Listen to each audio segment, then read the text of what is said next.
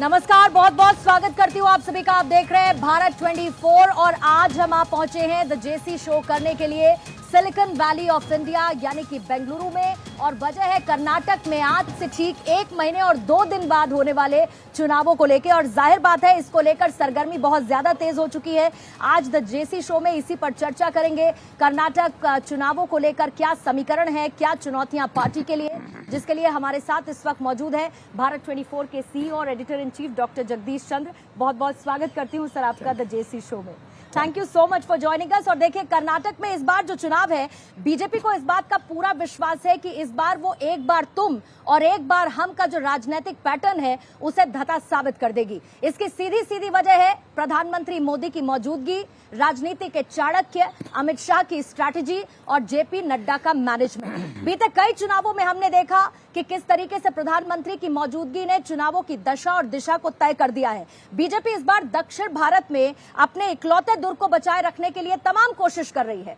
कांग्रेस दूसरी तरफ mission south को ध्यान में रखते हुए कर्नाटक में सत्ता वापसी के लिए ललाहित नजर आ रही है, तो तीसरी तरफ जेडीएस किंग मेकर की भूमिका में बनने के लिए बेताब नजर आती है। अब बहरहाल इस पूरे इक्वेशन के बीच में हमको ये भी समझना होगा कि कर्नाटक चुनाव पर सिर्फ कर्नाटक की नजरें नहीं बल्कि पूरे देश भर की हैं, क्योंकि इसे 2024 का सेमीफाइनल बताया जा रहा है। तो आइए बिना देर किए द जेसी शो में भारत 24 की टीम सवालों की शुरुआत करती है। और पहला सवाल सर मेरा ही आप ही से होगा कि आखिर कर्नाटक चुनाव के बेसिक इक्वेशंस और साइलेंट फीचर्स हैं क्या?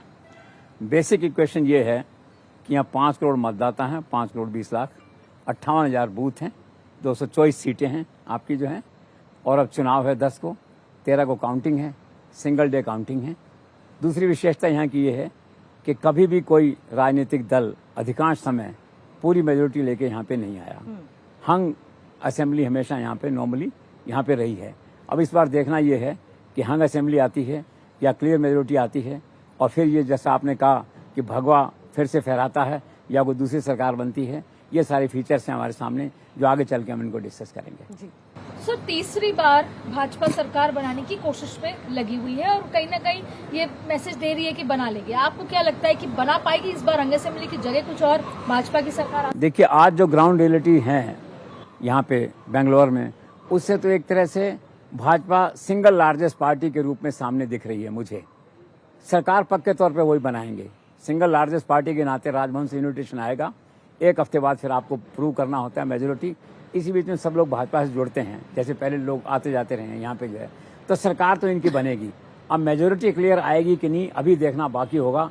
अभी प्रधानमंत्री के दौरे चालू होंगे, क्या माहौल बनता है उसके बाद में। लेकिन आज जो स्थिति है एज इफ टुडे जो है, तो हंग असेंबली है, सिंगल लार्जेस्ट पार्टी जो है वही 90 के आसपास जो अपन मानते हैं जैसे, वो भाजपा है। लेकिन जहाँ तक सरकार बनाने का सवाल है, सरकार बनाने के आसार 99.9% भाजपा के ही हैं। सर, क्या क्षेत्रीय छत्र बजाय यहाँ भी प्रधानमंत्री मोदी के चेहरे और उनके नाम पे चुनाव लड़ा जाए? निश्चित तौर पे इस पार्टी के पास एक ही चेहरा है और एक ही जिसे कहते हैं चाणक्य है, अमित शाह। चेहरा है नरेंद्र मोदी, उसी पे लड़ा जाएगा।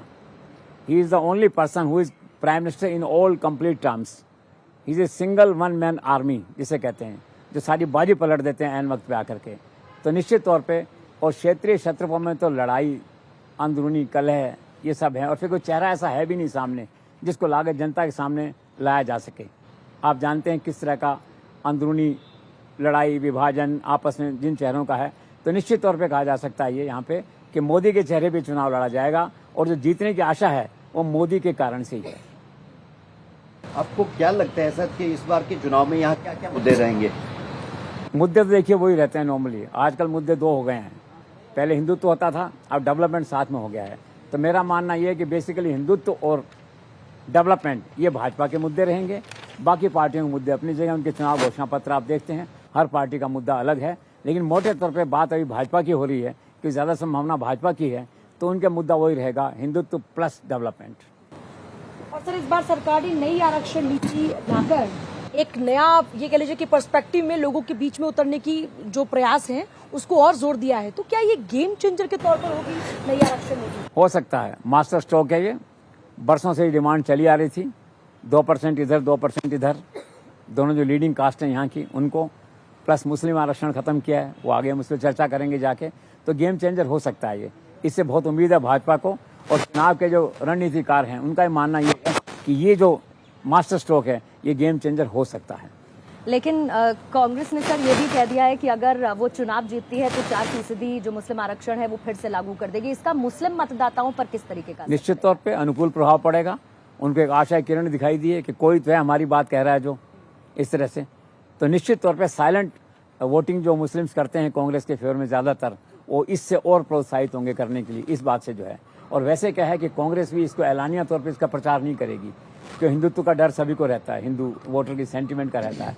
लेकिन साइलेंटली उन्होंने इस बात को कह दिया है, तो इसका प्रभाव निश्चित तौर पे मतदाताओं पे पड़ेगा। और भाजपा ने भी ये मास्टर स्ट्रोक खेला है, हिंदुत्व वापस पावर में आ गया है, जिसे हम कहते हैं पोलराइजेशन हो जाएगा कंप्लीट एक तरह से। तो भाजपा का मास्टर स्ट्रोक है और कांग्रेस का मास्टर स्ट्रोक है। This is the only declaration, only announcement जिसे दोनों पार्टियां उसको एनकैश कर रही हैं। सर, तो क्या जो नई आरक्षण नीति है उससे भाजपा ने लिंगायत और वोकालिंगा दोनों ही जातियों के वोट साध लिए हैं? बिल्कुल साध लिए हैं उन्होंने। This is not the only reason, लेकिन one of the major reason this will B.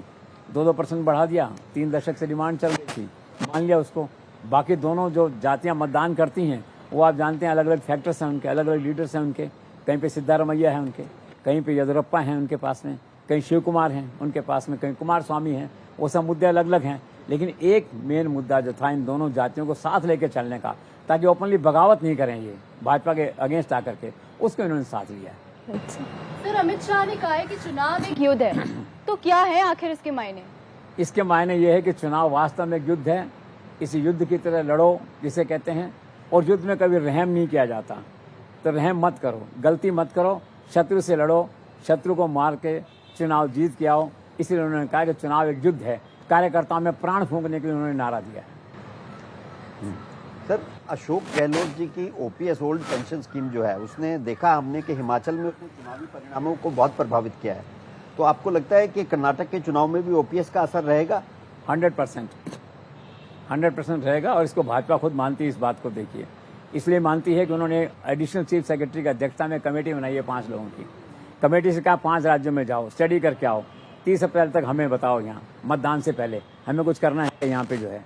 वो कमेटी जा रही है राजस्थान, वो जा रही है छत्तीसगढ़, वो जा रही है हिमाचल, वो जा रही है झारखंड, 1-2 और राज्यों में जाएगी वहाँ से।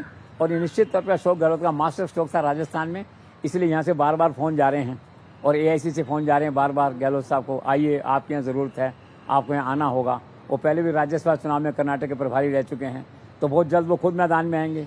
उनका चेहरा जो है वो क्रेडिबल यहाँ दिखाई देगा कि मैंने राजस्थान में इसको लागू कर दिया है। It's not only an assurance और नॉट ओनली एन अनाउंसमेंट, एक क्रेडिबिलिटी आएगी उससे। तो निश्चित तौर पे ये जो मुद्दा है OPS का, ये गंभीर मुद्दा है और एक मेजर मुद्दा है। सर, तो आपको क्या लगता है जो आरक्षण का मुद्दा बीजेपी ने दिया है और ये जो कांग्रेस का ओपीएस है, इन दोनों में कड़ी टक्कर होगी? टक्कर तो है आपस में, दोनों बराबर के हैं। ये तुलना करना मुश्किल है कि कौन सा मुद्दा भारी है। दोनों के अपने अपने हथियार हैं, अपने अपने अस्त्र हैं। उन्होंने उस अस्त्र को काम मिला, इन्होंने इस अस्त्र को काम मिला है। कांटे की टक्कर है। चुनाव परिणाम से मालूम पड़ेगा कौन से मुद्दे ने ज्यादा काम किया, किस पार्टी के फेवर में। सर, और कर्नाटक में अगर कांग्रेस की सरकार बनती है तो मुख्यमंत्री पद के लिए कौन होगा प्रबल दावेदार? देखो, एक तो सेल्फ स्टाइल दावेदार होते हैं, स्वयं को मुख्यमंत्री का मान लेते हैं। एक होता है पार्टी नॉमिनेट करती है, आलाकमान नॉमिनेट करता है। क्योंकि आलाकमान कांग्रेस का इसमें कहना चाहिए कि डिफंक्ट टाइप है, एक पंगू सा है, मतलब लंगड़ा है आलाकमान इस समय। क्षेत्रीय छत्रप हावी हैं आलाकमान पे। तो ये नॉट लाइक अमित शाह नरेंद्र मोदी के, आलाकमान ने कह दिया पर्ची खुल गई तो आपने शपथ ले ली राजभवन में जाकर के। यहाँ स्थिति डिफरेंट है। लेकिन फिर भी दावेदारों की बात अगर करते हैं तो शिव कुमार का दावा है, वो कहते हैं अभी सिद्धारमैया रह चुके, पहले एक बार मेरी बारी है, मैं पार्टी का अध्यक्ष हूँ, मेरे पे ED के केस हैं, मैं पार्टी में पैसा लगा रहा हूँ, पार्टी के दफ्तर को अपने पैसे से रेनोवेट कर रहा हूँ। सब बातें जिस तरह से होती हैं, और एक कास्ट को वो भी रिप्रेजेंट करते हैं। आप देखते हैं वो जो दूसरी तरफ हैं सिद्धारमैया, वो कहते हैं मेरे जीवन का आखिरी चुनाव है, फिर लड़ूंगा नहीं, मतलब मेरे को एक बार आप फिर से बना दीजिए। तो 2 दावेदार तो सामने दिख रहे हैं ना कांग्रेस की तरफ से। और तीसरे एक साइलेंट दावेदार हैं, वो पार्टी अध्यक्ष हैं खड़गे, जिन्होंने ज़्यादा झगड़ा हुआ तो उनको कई बार उनकी अंतिम इच्छा थी कि मैं मुख्यमंत्री नहीं बना। 3 बार मौका आया, मुझे कोई मौका नहीं दिया गया। मैं 8 बार का चुनाव जीता हुआ व्यक्ति हूँ जो है, तो क्या है, छोड़ देंगे वहाँ से, आ जाएंगे यहाँ शपथ लेने के लिए, तभी दोनों डिप्टी चीफ मिनिस्टर बन जाए वहाँ पे। लेकिन ऐसी संभावना बहुत कम है। इस बात की संभावना यही है सिद्धारमैया और शिव कुमार में होगा। मेरा आकलन ये है कि शिव कुमार मुख्यमंत्री बन सकते हैं। सर, अगर फिर से अगर भाजपा की सरकार बनती है तो क्या मुंबई रिपीट होंगे या फिर मोदी शाह लाएंगे कोई एक नया चेहरा? भाजपा का मुख्यमंत्री तो केवल मोदी और शाह ही बता सकते हैं। इसमें दो व्यक्ति ऐसे हैं उस पूरी पार्टी के अंदर जिनको इसका ज्ञान होता है। मैंने पहले भी एक दो बार कहा, गुजरात के मुख्यमंत्री का चयन 11th आवर पे हुआ, पर्ची खुली तो पता लगा कौन व्यक्ति है ये। उत्तराखंड में गए नड्डा साहब तो पता लगा उसने पर्ची खुली 10 मिनट पहले कि मुख्यमंत्री कौन है। लेकिन ये निश्चित मानना है कि यहाँ जो हालात हैं, ग्राउंड रियलिटीज हैं, अगर अमित शाह मोदी ने 75% टिकट काट दिए और अपनी करी जो करते हैं हमेशा, लोकल किसी से नहीं डरे, किसी से प्रभावित नहीं हुए किसी धमकी से, इसकी उसकी XYZ की, तो फिर पर्ची खुलेगी यहाँ भी जो है। टिकट अगर उतने नहीं कटे और टिकट 20-25 टिकट कट गए, 30 टिकट कट गए और लोकल इन्फ्लुएंस रहा, कभी तो येदियुरप्पा धमका रहे हैं, कभी कोई दूसरा धमका रहा है। ये जो धमकाने की राजनीति है, ये मन को भारी करके भाजपा वाले बर्दाश्त कर रहे हैं। मोदी अमित शाह भारी मन से इन सब चीज़ों को देख रहे हैं, बर्दाश्त कर रहे हैं। ये तो डिपेंड करेगा यहाँ के मुख्यमंत्री का चयन। अपेरेंटली जो है मुंबई कंटिन्यू करे तो कोई दिक्कत नहीं है। एक फेक पॉपुलर है, कोई आरोप नहीं है, कोई भ्रष्टाचार नहीं है। भ्रष्टाचार का मुद्दा जरूर पिछले दिनों आ गया था उनका, पे CM करके जो है। अदरवाइज आज्ञाकारी मुख्यमंत्री हैं। लेकिन भाजपा का मुख्यमंत्री कौन होगा ये केवल उन दो व्यक्तियों को मालूम है, या जो बनेगा उसकी जन्मपत्री को मालूम है। तो सवाल ये है कि क्या गुजरात के तर्ज पे एंटी इनकम्बेंसी के नेगेटिव इम्पैक्ट को कम करने के लिए गुजरात की तर्ज पे बीजेपी यहाँ काफी टिकट काटेगी सिटिंग MLA की? भाई रिक्वायरमेंट तो यही है। मैंने जितना पढ़ा कर्नाटक को जाने से पहले देखा यहाँ पे, तो यहाँ क्या है कि बिल्कुल रेलम पेल है पार्टी के अंदर, भाजपा के अंदर भी रेलम पेल है। बिल्कुल नया नेतृत्व चाहिए, नए विधायक चाहिए, नया खून चाहिए, नई क्रेडिबिलिटी चाहिए, नई ऑनेस्टी चाहिए, नई लीडरशिप चाहिए, यंग लोग चाहिए यहाँ पे। तो मन तो यही है कि अगर हम भाजपा में हों, एक पल के लिए मान लीजिए हम उस जगह होते तो एकदम से तलवार चलाते, जो अमित शाह तलवार चलाते हैं, नरेंद्र मोदी चलाते हैं। और कितनी चला पाते हैं। संसदीय दल की बैठक चल रही है, कोर ग्रुप की बैठक चल रही है वहाँ पे दिल्ली में, आप देख रहे हैं। उम्मीद की जाती है कल उनको उम्मीदवार डिक्लेयर होंगे तो मालूम पड़ेगा गुजरात फार्मूला लागू हुआ या नहीं, और हुआ तो कितना लागू हुआ, ये आने वाला वक्त बताएगा। बड़ी रिक्वायरमेंट है उस फार्मूला को कर्नाटक में लागू करने की। डेवलपमेंट ये देखने को मिला कि आखिरी समय पर बहुत सारे ऐसे बीजेपी के लोग हैं जो कांग्रेस और JDS में शामिल हो रहे हैं। ए, इसके पीछे की वजह क्या है? B, क्या ये कांग्रेस के लिए आशा की किरण आपको लगता है? भाई देखिए, चुनाव के वक्त होता है लोग जंप करते हैं, जिनको या तो टिकट मिलने की आशंका होती है कि टिकट नहीं मिलेगी जो है, या देखते हैं चुनाव हार सकते हैं इस बैनर पे, या पार्टी के अंदरूनी मतभेद होते हैं, तो उसी का पार्ट है, नथिंग न्यू। नॉर्मली तो लोग क्या जंप करके बीजेपी में जाते हैं। कर्नाटक में थोड़ा सा उल्टा हो गया है, 2 लोग जंप करके बीजेपी में आ गए हैं, 2 लोग उधर से कॉन्ट्ररी जो है JDS जंप करके बीजेपी में चले गए हैं। तो स्वाभाविक तौर पर उनको लगता होगा उनके विक्ट्री चांसेस यहाँ ज़्यादा है और टिकट मिलने के आसार वहाँ कम होंगे, तो जंप करके आ गए हैं। और जब परिणाम आएगा और लड़ेंगे तो होगा। और दिलचस्प बात यह है कि जो एक व्यक्ति बीजेपी से कांग्रेस में आया जो है यहाँ पे, जो मालूम पड़ा आगे जाकर के खड़गे का इलेक्शन होता, उसमें हराने में उसका मेन रोल था उसके अंदर 2019 में। लेकिन चूंकि जंप करके आया है, टिकट देना था, टिकट दिया उसको। तो this is a normal practice at the time of election. लेकिन sir at the same time जो कर्नाटक प्रभारी हैं अरुण सिंह, उनके परफॉर्मेंस को कैसे आप देखते हैं? देखिए, उनकी परफॉर्मेंस या उनका कह दीजिए कि रोल जो है वो इम्पोर्टेंट है। He is a silent performer. कल भी जो शामिल हुए JDS से आकर के इसमें तो मौजूद थे वहाँ पे। कल वो किरण रेड्डी शामिल हुए तो मौजूद थे वहाँ पे। वो सारी स्ट्रेटजी बनाते हैं, अमित शाह के विश्वस्त व्यक्ति हैं, आज 6-7 साल से संगठन में बैठे हुए हैं, यहाँ के प्रभारी हैं, राजस्थान के प्रभारी हैं। In totality he is a silent worker, silent performer, और उनका अपना रोल है कर्नाटक में। सर, क्या लगता है आपको टिकट वितरण को लेकर इस बार कांग्रेस से ज्यादा झगड़े भाजपा में हैं? हाँ, हो सकता है, हो सकता है। और उसके कारण है, गुट अगर देखा जाए तो भाजपा में ज्यादा है इस समय।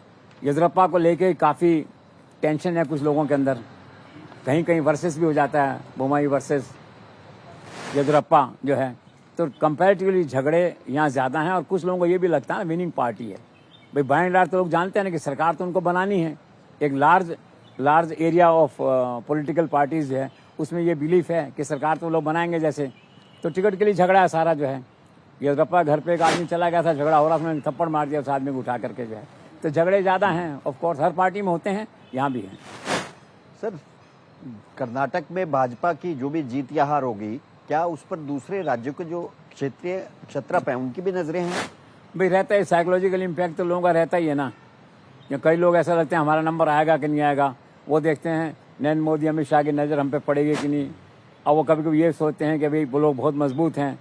एक परसेप्शन है कर्नाटक हार जाएंगे तो लोग थोड़ा कमज़ोर हो जाएंगे, ऐसा होना जाना कुछ नहीं है। नरेंद्र मोदी तो जैसे हैं वैसे ही रहेंगे, 2 सीट आएंगी तो वैसे रहेंगे, 200 आएंगी तब भी वैसे रहेंगे। पर लोगों की अपेक्षा है, स्टेट ऑफ माइंड है, लोग सोचते हैं, ऐसा सोच रहे हैं लोग कि लोग हारेंगे या कमजोर होंगे तो हमारा कोई महत्व बढ़ेगा क्षेत्रीय क्षेत्रफलों का।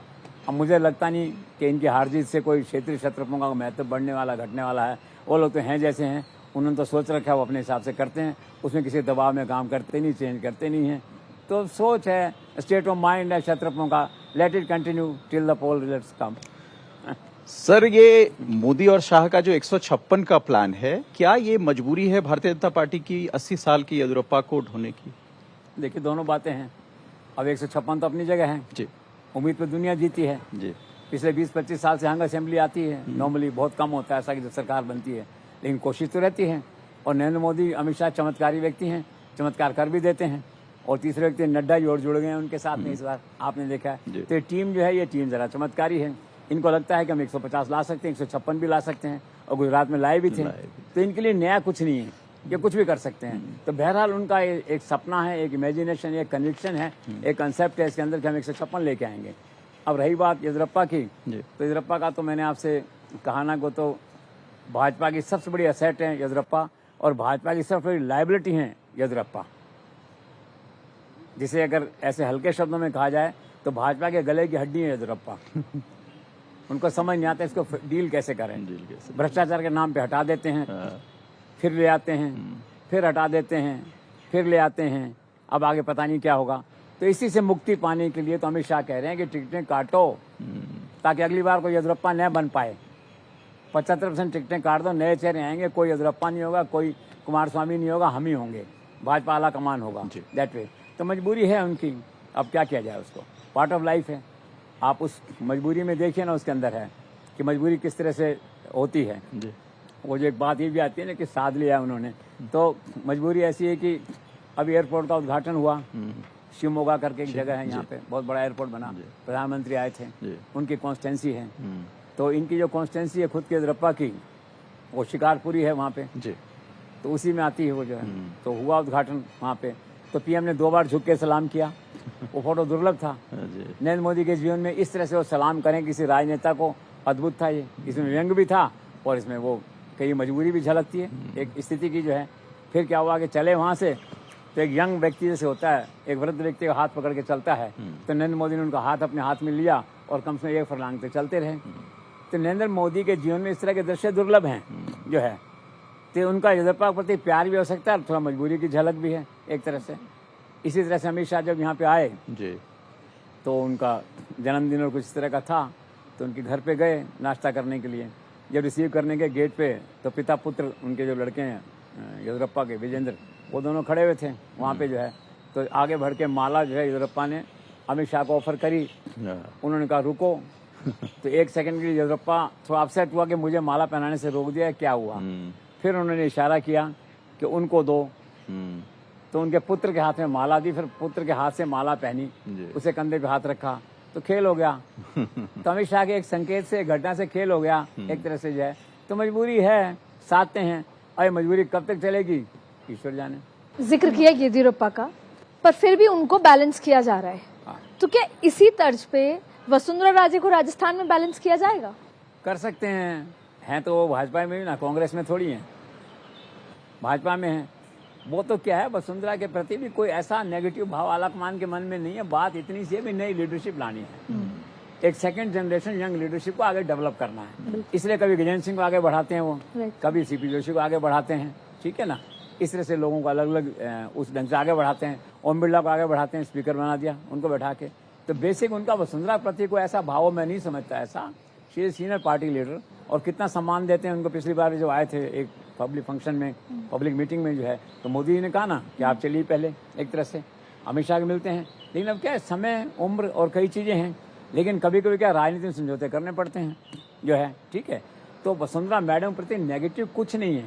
उनकी एक जो पॉलिसी उन्होंने बनाई है उसमें थोड़ा सा फिटिंग नहीं हो रही वो, बिल्कुल मुख्यमंत्री के लिए। बाकी सब तो मान सम्मान है, आप मंत्रिमंडल में आ जाइए, आप राज्यपाल बन जाइए, कुछ और कर लीजिए, पार्टी में आ जाइए, वो सब तो रास्ते खुले हैं वहाँ पे आने के लिए। लेकिन येदियुरप्पा के मामले में जिस तरह से समझौता हुआ, तो इससे वसुंधरा समर्थकों में एक नई आस बनी है राजस्थान में कि शायद मैडम को भी कह देंगे, मैडम का क्या तो येदियुरप्पा से बहुत बेटर है कई मायनों में। वो चेहरा साफ है, वो चेहरा 80 साल का नहीं है, वो चेहरा बदनाम नहीं है कर्नाटक में जिस तरह Right, से, sir. वो चेहरा उस तरह से कंट्रोवर्शियल नहीं है। तो हो सकता है, बाकी क्या है, मैडम जन्म पत्री में यकीन करती हैं, अब उनकी जन्म पत्री में कुछ होगा तो एक दिन आ जाएगा बुलावा इन वे। लेकिन हाँ, थोड़ा बहुत फर्क इंसान का पड़ता है। अगर कर्नाटक में एब्सोल्यूट मेजोरिटी सरकार बनती है तो फिर आदमी कहता है ना भाई मेरी पॉलिसी ठीक है, यंग लीडरशिप वाली, फिर मैं क्यों चेंज करूं उसको। Right. लेकिन नहीं बनती है, उनको लगता है 2024 में रिस्क है, तो वो तो क्या है कि चुनाव हारने की संभावना को भी वहीं किल कर देना चाहते हैं अमित शाह। जो है संभावना नहीं है, उनको ऐसा लगेगा कि यार काम नहीं चलेगा, ठीक है मैडम आ जाओ, चॉइस कर दो, 25 सीटें ले आओ इसमें भी, Right, sir. फिर देख लेंगे, 2 साल बाद देख लेंगे क्या है। तो लार्जर पर्सपेक्टिव में लार्जर फैसले होते हैं। तो कर्नाटक के चुनाव का इतना सा फर्क पड़ सकता है। वसुंधरा समर्थक उत्साहित हो सकते हैं थोड़ा सा, लेकिन अभी नहीं, इंतजार करिए 13 तारीख का। अक्सर ऐसा देखा गया है ज्यादातर केस में कि जब प्रधानमंत्री गैर भाजपा शासित राज्यों में जाते हैं तो कई बार उनको रिसीव करने वहां के मुख्यमंत्री नहीं आते, इसकी वजह क्या है? वजह क्या है, ये अनफॉर्चुनेट है और वायलेशन ऑफ प्रोटोकॉल है। जो फेडरलिज्म हम कहते हैं, फेडरल सिस्टम है, डेमोक्रेसी हमारी जो है, उसका वायलेशन है। आपके झगड़े हो सकते हैं, आपकी नाराजगी हो सकती है, आप संविधान को नहीं कर सकते। अब आप देखिए केसीआर को देखिए, 5-6 बार गए प्राइम मिनिस्टर, शायद कल भी गए थे हैदराबाद, वो नहीं आए लेने। ममता नहीं आती, मूडी हैं, कभी आ जाती हैं कभी नहीं आती हैं। अशोक गहलोत जरूर आते हैं, जब भी आते हैं वो जरूर जाते हैं लेने के लिए। अलग अलग मुख्यमंत्रियों में अलग अलग हैं, but this is unfortunate. Right. और इसके लिए कोई इनको ऐसा संविधान में कोई संशोधन होना चाहिए जिसे मैंडेटरी होना चाहिए कि लॉ ऑफ द लैंड पे जो है ना, जिसे कहते हैं कि जो कानून है धरती जिसे कहते हैं, उस पर प्रधानमंत्री आ रहा है तो जाना चाहिए लेने, इसमें क्या इशू है। अनफॉर्चुनेट। सर, क्या येदुरप्पा को इलेक्शन कमेटी चेयरमैन बनाकर और उनके बेटे को टिकट देकर आला कमान ने येदुरप्पा फैक्टर को पूरी तरीके से अपने कंट्रोल में कर लिया है? कंट्रोल करने की आशा है, आशा की जाती है। चेयरमैन तो ऐसे नहीं बनाया, लेकिन कहा है कि उनकी अगुवाई में, उनकी लीडरशिप में, उनके आशीर्वाद से, उनके गाइडेंस से चुनाव लड़ा जाएगा। जो सारे शब्द होते हैं वो सारे किए उनको, दोनों को बराबर खड़ा कर दिया, मुख्यमंत्री और दोनों साथ साथ जाओगे। और येदुरप्पा भी अपने आप को, उनका भी हृदय परिवर्तन कर लिया उन्होंने। 3 बातें कही बड़ी महत्वपूर्ण कल जो है उन्होंने। एक तो ये कहा है कि I will not rest till BJP gets absolute majority in Karnataka, ठीक है। दूसरा उसने कहा कि मेरा पार्टी छोड़ के जाना, नई पार्टी बनाना अक्षम्य भूल थी, अनपार्डनेबल, जिसे कहते हैं रेग्रेट या मिस्टेक। और तीसरा उन्होंने कहा कि माई सन विल रिप्लेस मी, उन्होंने कह दिया। और इधर से पूछा आपके सिद्धारमैया से और इनसे दूसरे जो बोमाई हैं कि आपसे कोई झगड़ा है, कोई विवाद है क्या? उनका no, we are one, we are the one part of the other coin, other part of the same coin जिसे कहते हैं, वो है, हम तो हैं। तो अपेरेंटली क्या है कि इन सब में एक सामान्य समझौता, एक मिनिमम अनुशासन इस तरह का हो गया है, तो उससे चल रहा है काम जो है। सर, आपने भी एक नाम का जिक्र किया, बीवाई विजेंद्र। कौन है ये बीवाई विजेंद्र? और येदुरप्पा के प्रभाव से हटकर पॉलिटिकली अपना क्या अस्तित्व है, क्या पॉलिटिकल बैकग्राउंड है, और सिद्धारमैया के सामने जीत की संभावना है क्या? देखिए, 2 इसमें अलग अलग सवाल हैं। एक तो उनका कद क्या, तो पार्टी के वाइस प्रेसिडेंट हैं यहाँ पे, पूर्व मुख्यमंत्री के पुत्र हैं, पहले भी शासन में दखल रहता था। वो ऐसे नहीं है राजस्थान के मुख्यमंत्री जैसे कि उनके पुत्र का दखल ही नहीं है वहाँ पे शासन में। उनके अपने असूल हैं, अपनी क्रेडिबिलिटी है कि नहीं, घर का कोई परिवार दखल नहीं देगा। यहाँ तो पूरा दखल था, शासन बाय प्रॉक्सी चलाते थे, उपचुनाव सारे जीतते थे यहाँ पे। उनको कहा जाता था बाई इलेक्शन का मास्टरमाइंड है ये, और मजबूत आदमी है, कॉम्पिटेंट आदमी है। चेहरा मोहरा आप उसका देखिए, लगता है इज ए बोर्न लीडर, पिता के उस कदमों पे है, तो उसकी अपनी हैसियत है। पिछली बार उसको आपने एमएलसी बनाया, मंत्री नहीं बनाया, तो दूसरे कुछ काम करने लग गया शहर में। होता है, मुख्यमंत्री के यहाँ 50 काम होते हैं, आप व्यापारियों से मिलते हैं, उद्योगपतियों से मिलते हैं, और कुछ काम करते हैं, वो सारे काम करने लग गए। अब उनका सिद्धारमैया, तो पहले बात थी सिद्धारमैया के सामने खड़े होंगे, वो ऐसा प्लान किया होगा मोबाइल ग्रुप ने, लेकिन अब जब उनको पता लगा तो उन्होंने आला कमान को चेतावनी दी या धमकाया या रिक्वेस्ट करी, कोई भी शब्द काम में ले लीजिए, और किसी तरह से कहा भी ये तो फिर मारने की बात है, लड़का तो ऐसे हार जाएगा। तो शुरू में जो है, तो अब मुझे लगता है सिद्धारमैया के सामने को और ही लड़ेगा जो है, और इनकी जो खुद की कॉन्स्टिट्यूंसी है शिकारपुरी, जहाँ से जीत जाते हैं नोमिनी लोग, विजेंद्र वहीं से चुनाव लड़ेगा। जी सर, हासन सीट की टिकट के लिए देवगौड़ा परिवार की बहू और उनके देवर के बीच जो दिलचस्प विवाद है सर, उसे आप कैसे देखते हैं? सुलझ जाएगा विवाद, सत्ता का खेल है, सत्ता खेल में 100 विवाद होता है, शाम को सुलझ जाता है। वैसे क्या दोनों परिवारों में झगड़ा मोटे तौर पे सुलझ गया है। 2-2 टिकटें मिलेंगी एमएलए या एमपी की, दोनों भाइयों को, दोनों परिवारों को। और इनके जो लड़के हैं, तो कुमार स्वामी का एक लड़का तो एमपी है, दूसरा लड़का जो है तो वो एमएलए बनना चाहता है, तो उन्होंने पत्नी से कहा, अनीता है नाम उनका, कि आप छोड़ दीजिए, बेटे को दे दीजिए। उनका ठीक है, बेटे को दे देते हैं। तो सत्ता की अदला बदली हो गई है। तो बाय एंड लार्ज देवगौड़ा परिवार के झगड़ा था वो सुलट गया है, कोई खास बात नहीं है। कर्नाटक चुनाव में भाजपा के सामने असली चुनौतियां क्या हैं और क्या है उनके 13 फैक्टर्स? देखो, असली चुनौतियां तो वो ये, सबसे बड़ी चुनौती तो ये है पार्टी के अंदरूनी गुटबाजी, ठीक है ना। दूसरा है मुख्यमंत्री पद के लिए लड़ाई लोगों की, ये है चुनौती, असली चुनौती जिसे कहना चाहिए। तीसरा ये है कि टिकट हम किसको दें, सबसे बड़ी चुनौती ये है वहाँ की कि टिकट किसको दें, कितने टिकट काटें, कितने चेहरे नए लाएं, ये सबसे बड़ी चुनौती है उनकी जो है। और बाकी 13 मुद्दों की बात आती है तो सारे मुद्दे हैं। हिंदुत्व का मुद्दा है, ठीक है, टीपू सुल्तान का मुद्दा है, मीट का मुद्दा है, गौ हत्या के कानून का मुद्दा है, इस तरह से खुद अपने आप में टीपू सुल्तान मुद्दा है। ऐसे मुद्दे हैं जिनको 12-13 मुद्दे कहा जाता है कि ये मुद्दे हैं जिनको करती है, लेकिन they are very confident, they will handle everything. उनको तो बस एक ये चीज़ समझ में नहीं आ रही है कि येदियुरप्पा को प्रॉपरली कैसे हैंडल करें, क्योंकि येदियुरप्पा के लोग जब वोट मांगने जा रहे हैं आज, यो मान लीजिए हैं, तो जनता को भरोसा नहीं हो रहा कि ये भाजपा के लिए वोट मांग रहे हैं क्या। एक होता है ना क्रेडिबिलिटी, बार बार पार्टी छोड़ने से, आने से, उसको निकालने से, वापस अंदर करने से, उसकी क्रेडिबिलिटी खत्म हो गई है एक तरह से। तो सबसे बड़ा चैलेंज है कि कौन चेहरा है नरेंद्र मोदी के अलावा या अमित शाह के अलावा, नड्डा के अलावा, मान लीजिए अरुण सिंह के अलावा या प्रहलाद जोशी हैं उनके अलावा, तो परेशान है भाजपा। इसीलिए फिर उन्होंने ये किया है, अमित शाह ने फैसला किया, मैंने सुना है कि एक घर लेंगे यहाँ आकर के, जैसे कई जगह होता है बैठ जाते हैं फिर वो आकर के, ठीक है। नड्डा जी को शायद कह दिया कि तुम भी एक घर ले लो बेंगलोर में, अरुण सिंह घर ले लो, वो यहीं रहेंगे और यहीं रहेंगे, फिर किसी की हिम्मत नहीं होगी कि दाएं बाएं को जाए, इस तरह से जो है। तो परेशान तो है बीजेपी अपने इश्यूज से जो है। इसी का एक परिणाम है कि they are camping now in Bangalore in from the next couple of days. ये तो सर आपने बीजेपी की चुनौतियों की बात कर ली, लेकिन कांग्रेस के सामने कर्नाटक में आपको क्या चुनौतियां नजर आती? कांग्रेस चुनौती एक तो राहुल गांधी है, उस तरह से देखा जाए तो उनका रोल क्या रहेगा। मैंने सुना दबी जुबान में शिव कुमार ने किसी से कहा कि भैया राहुल गांधी को मत भेजना, मैं चुनाव जीत रहा हूँ।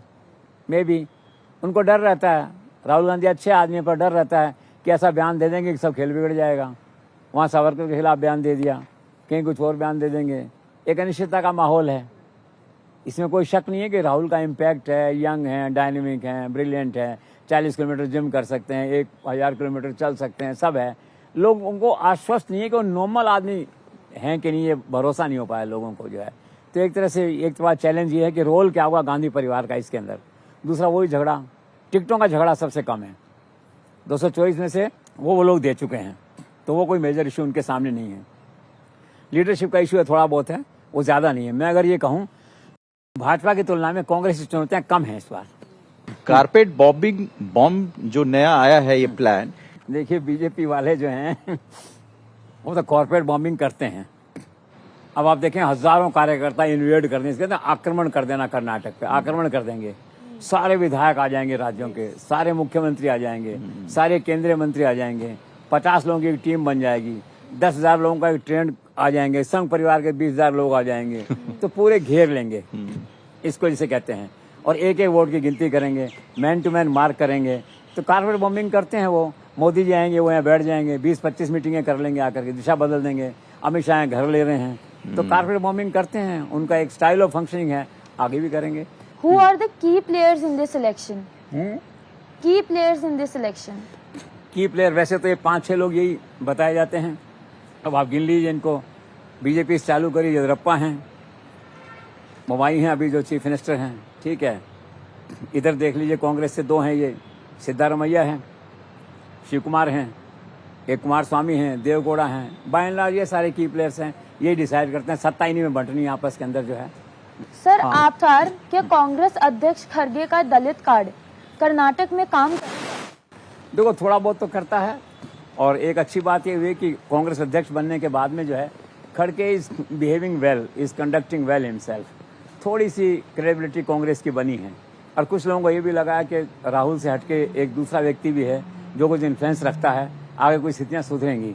अब दलित तो हैं ही, और कांग्रेस का क्या है कि कुमुलेटिव इफेक्ट जो हो रहा है यहाँ पे, चाहे वो राहुल की यात्रा थी, कुछ और काम है, कुछ और डेवलपमेंट्स हैं, या बीजेपी की जो नेगेटिविटी है यहाँ पे कुछ लोगों की, उसको तो कुमुलेटिव इफेक्ट है। कांग्रेस का वोट बैंक थोड़ा बढ़ा है, कांग्रेस थोड़ा सा मजबूत दिखाई देती है एक तरह से। That's all. कांग्रेस अध्यक्ष हैं मल्लिकार्जुन खड़गे, बात होती है दलित कार्ड की, लेकिन कर्नाटक में क्या वो दलित कार्ड काम करेगा? जैसे मैंने कहा ना, तो ओवरऑल इंडिया में ही करता है, यहाँ भी थोड़ा बहुत करेगा जो है, लोगों को भरोसा बना है इस तरह करने के लिए जो है, तो कह सकते हैं कि दलित कार्ड थोड़ा बहुत काम करेगा। हाँ, ठीक है। Next. अगला सवाल सर मेरा इसी चीज को लेकर है, क्योंकि चुनौतियों का हम बार बार जिक्र कर रहे हैं। मुद्दे बहुत सारे बने इस बीच में। कर्नाटक पे हमने देखा बीजेपी ने एक अलग हिंदुत्व की एक लकीर खींचने की कोशिश की, और थोड़ी ही देर पहले आपने हिंदुत्व का जिक्र किया, हिजाब का मुद्दा बना, मुस्लिम आरक्षण का मुद्दा रहा। लेकिन इस बार अगर मैं आपको कहूं कि सबसे बड़ा चुनावी मुद्दा आपको क्या नजर आएगा कर्नाटक में, तो आपका एनालिसिस उस पर क्या है? हिंदुत्व है, हिंदुत्व। उसके बाकी एक्सटेंशंस हैं जो भी दाएं बाएं हैं। आप उसको टीपू सुल्तान कह दीजिए, आप उसको मीट पे प्रतिबंध कह दीजिए, गो हत्या प्रतिबंध कह दीजिए, आप उसको कुछ और कह दीजिए। बेसिकली मुद्दा हिंदुत्व और उससे एलाइड जो इश्यूज हैं, एलाइड जो उसके एक्सटेंशंस हैं वो है। तो क्या सर इस बार भी आपने हिंदुत्व का मुद्दा बताया, लेकिन डेवलपमेंट है, मैंने आपसे पहले कहा था, हिंदुत्व फॉलोड बाय डेवलपमेंट। बिल्कुल। तो फिर क्या इस बार भी आम आदमी पार्टी, बसपा या ओवैसी की पार्टी चुनाव मैदान में उतरेंगे और यूपी की तर्ज पे कांग्रेस के लिए गेम स्पॉइलर साबित होंगे? 100%। अब ये वेल प्लान्ड है, एवरीथिंग इज फेयर इन, जैसे कहते हैं लव एंड वॉर। युद्ध है तो युद्ध में तो कोई रहम नहीं किया जाता, अमित शाह ने कहा है ये। तो हो सकता है बीजेपी की स्ट्रेटेजी यूपी की तरह, हो सकता है वो लोग खुद ही ऐसा कर रहे हों। अब आपकी बात है तो आपने कहा हम 80 सीटों पर लड़ेंगे, उनको शौक है एक डिक्लेयर करने का, हम सारी सीटों पर लड़ेंगे, और फिर एक भी सीट नहीं आती है तो लड़ेंगे, कोई इससे फर्क नहीं पड़ने वाला इनको। अब बीएसपी है वो सीरियस है कंटेंडर थोड़ा, वो कह रही मैं सारी सीटों पे लड़ूंगी, तो जितने वोट लाएगी वो यहाँ पे कांग्रेस को, वो जिसे कहते हैं कोलेट्रल डैमेज करेगी कांग्रेस को जो है।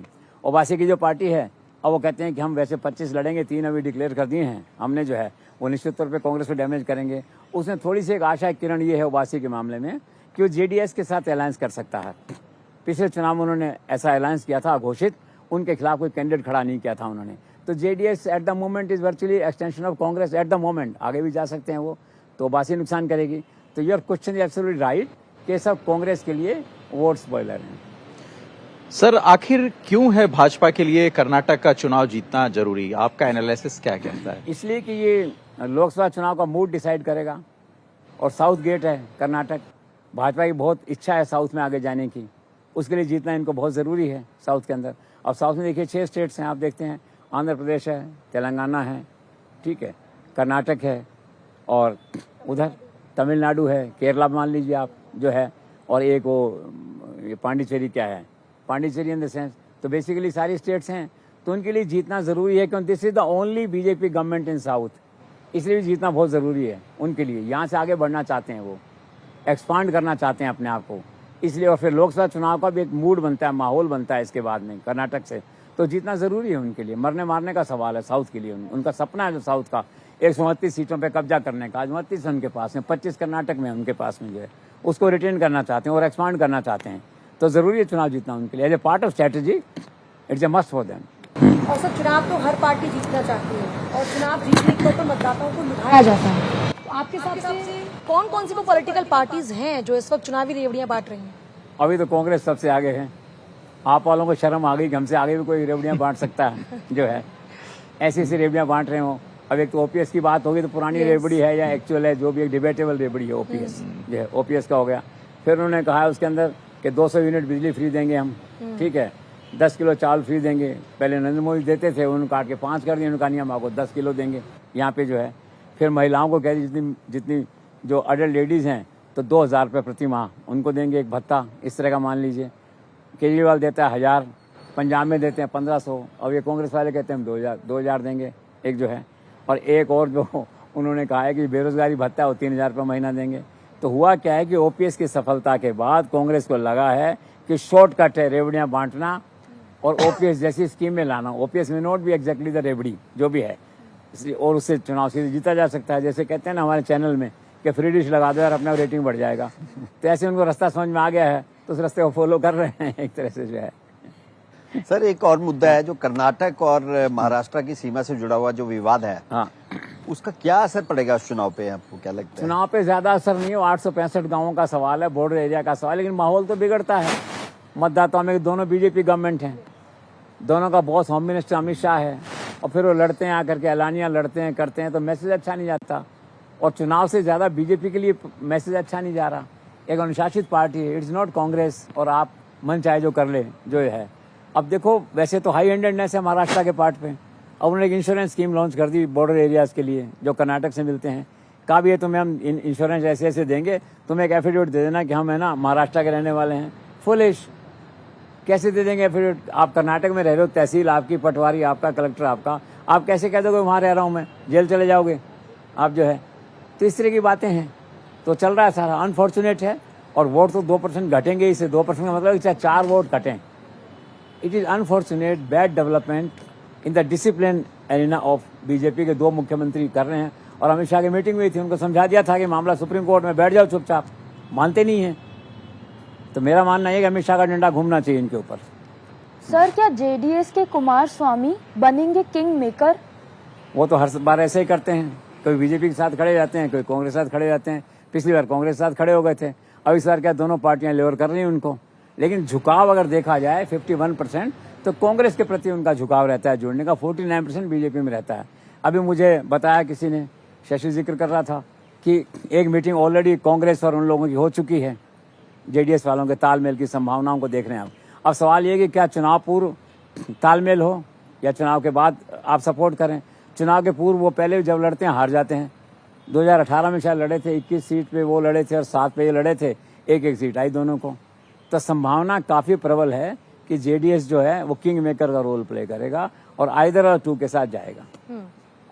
2 सवाल हैं सर। एक तो आपने, क्योंकि जो संभावना ही व्यक्त की उसका अगर मैं आपसे पूछूं कि कितनी प्रबल है, तो आपने कह दिया कि काफी प्रबल नजर आती है।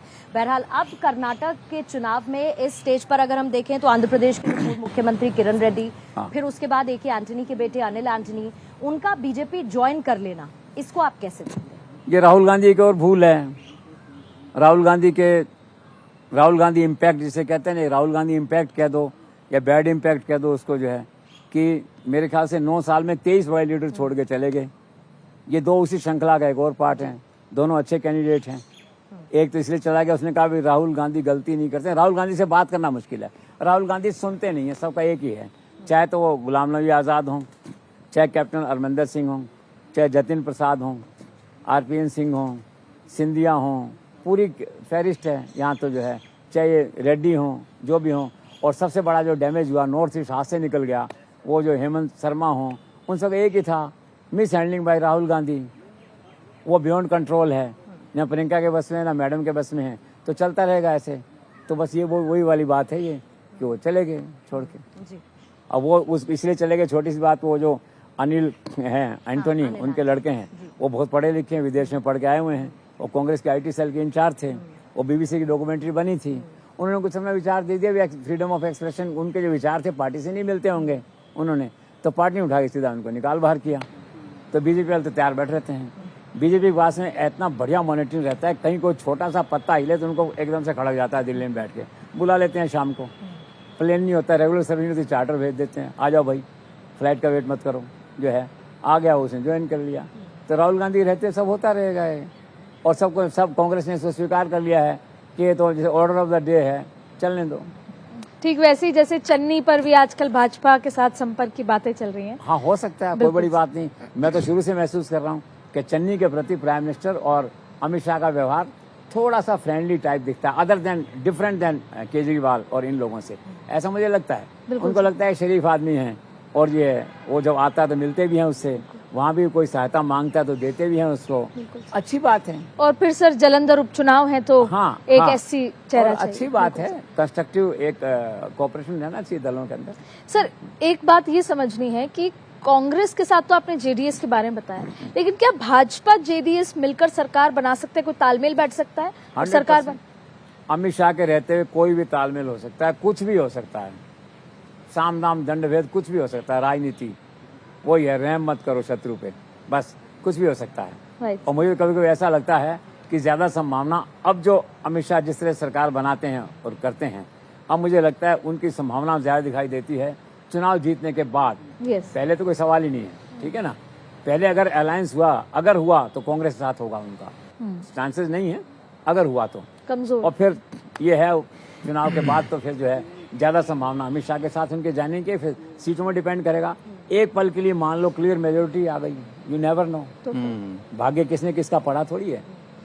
सब कुछ होने के बाद भी कभी कभी भाग्य साथ नहीं देता, सारे एफर्ट के बाद भी। मान लो 113 सीटें आ गई, 115 क्लियर ही आ गई कांग्रेस और इन सब लोगों की, तो कोई कहीं नहीं जाएगा इन ए वे। लेकिन तब भी इस संभावना से इनकार नहीं कर सकते, अमित शाह की जो स्ट्रैटेजी होती है, आजा मेरी गाड़ी में बैठ जा, वो कोई बैठ सकता है, कभी बैठ सकता है। तो जब तक कोई बैठ नहीं जाए, शपथ नहीं जाए राजभवन में, तब तक मान के चलना कोई कहीं भी जा सकता है। राइट। सर, अब कुछ दिन पहले 2 चैनलों ने, एबीपी और जी न्यूज ने, कर्नाटक चुनाव के पूर्व सर्वे किए थे। आप कितना सहमत हैं इन सर्वे को लेकर? देखो, सर्वे तो आप देखते हैं, सर्वे की क्रेडिबिलिटी अगर आप 5-10 साल में निकालेंगे तो 20वें सर्वे गलत हुए, 20वें सर्वे से, लेकिन सर्वे से बेसिक सेंस आपको मिलता है, इसमें कोई शक। बिहार में सब गलत सिद्ध हो गए थे, देखा था आपने उसमें जो है, लेकिन एक बेसिक सेंस आता है। तो बेसिक सेंस ये तो जरूर आ गया उसने एबीपी ने, उसने कहा क्लियर मेजोरिटी है, ठीक है ना। उसने 128 और कुछ ऐसे समथिंग 70 और कुछ ऐसे, मतलब बहुत 47 सीटों का फर्क बताया उसने, 127 और 80 127 और 80 ऐसा कुछ था उसका, मतलब 47 का डिफरेंस था। अब ये तो बिल्कुल अलग बात है, हो गया तो होने को तो कुछ भी हो सकता है। जी ने कहा कि नहीं, थोड़ा सा जी ने 15-20 सीट कहा कि बीजेपी आगे है, मान लिया मैंने। लेकिन उससे इतना सा, जिसे कहते हैं चावल के दाने से, इतना पता जरूर लगा है कि कांग्रेस बहुत नेक टू नेक रेस के अंदर है कर्नाटक के अंदर, उससे ये तय है इस सर्वे से।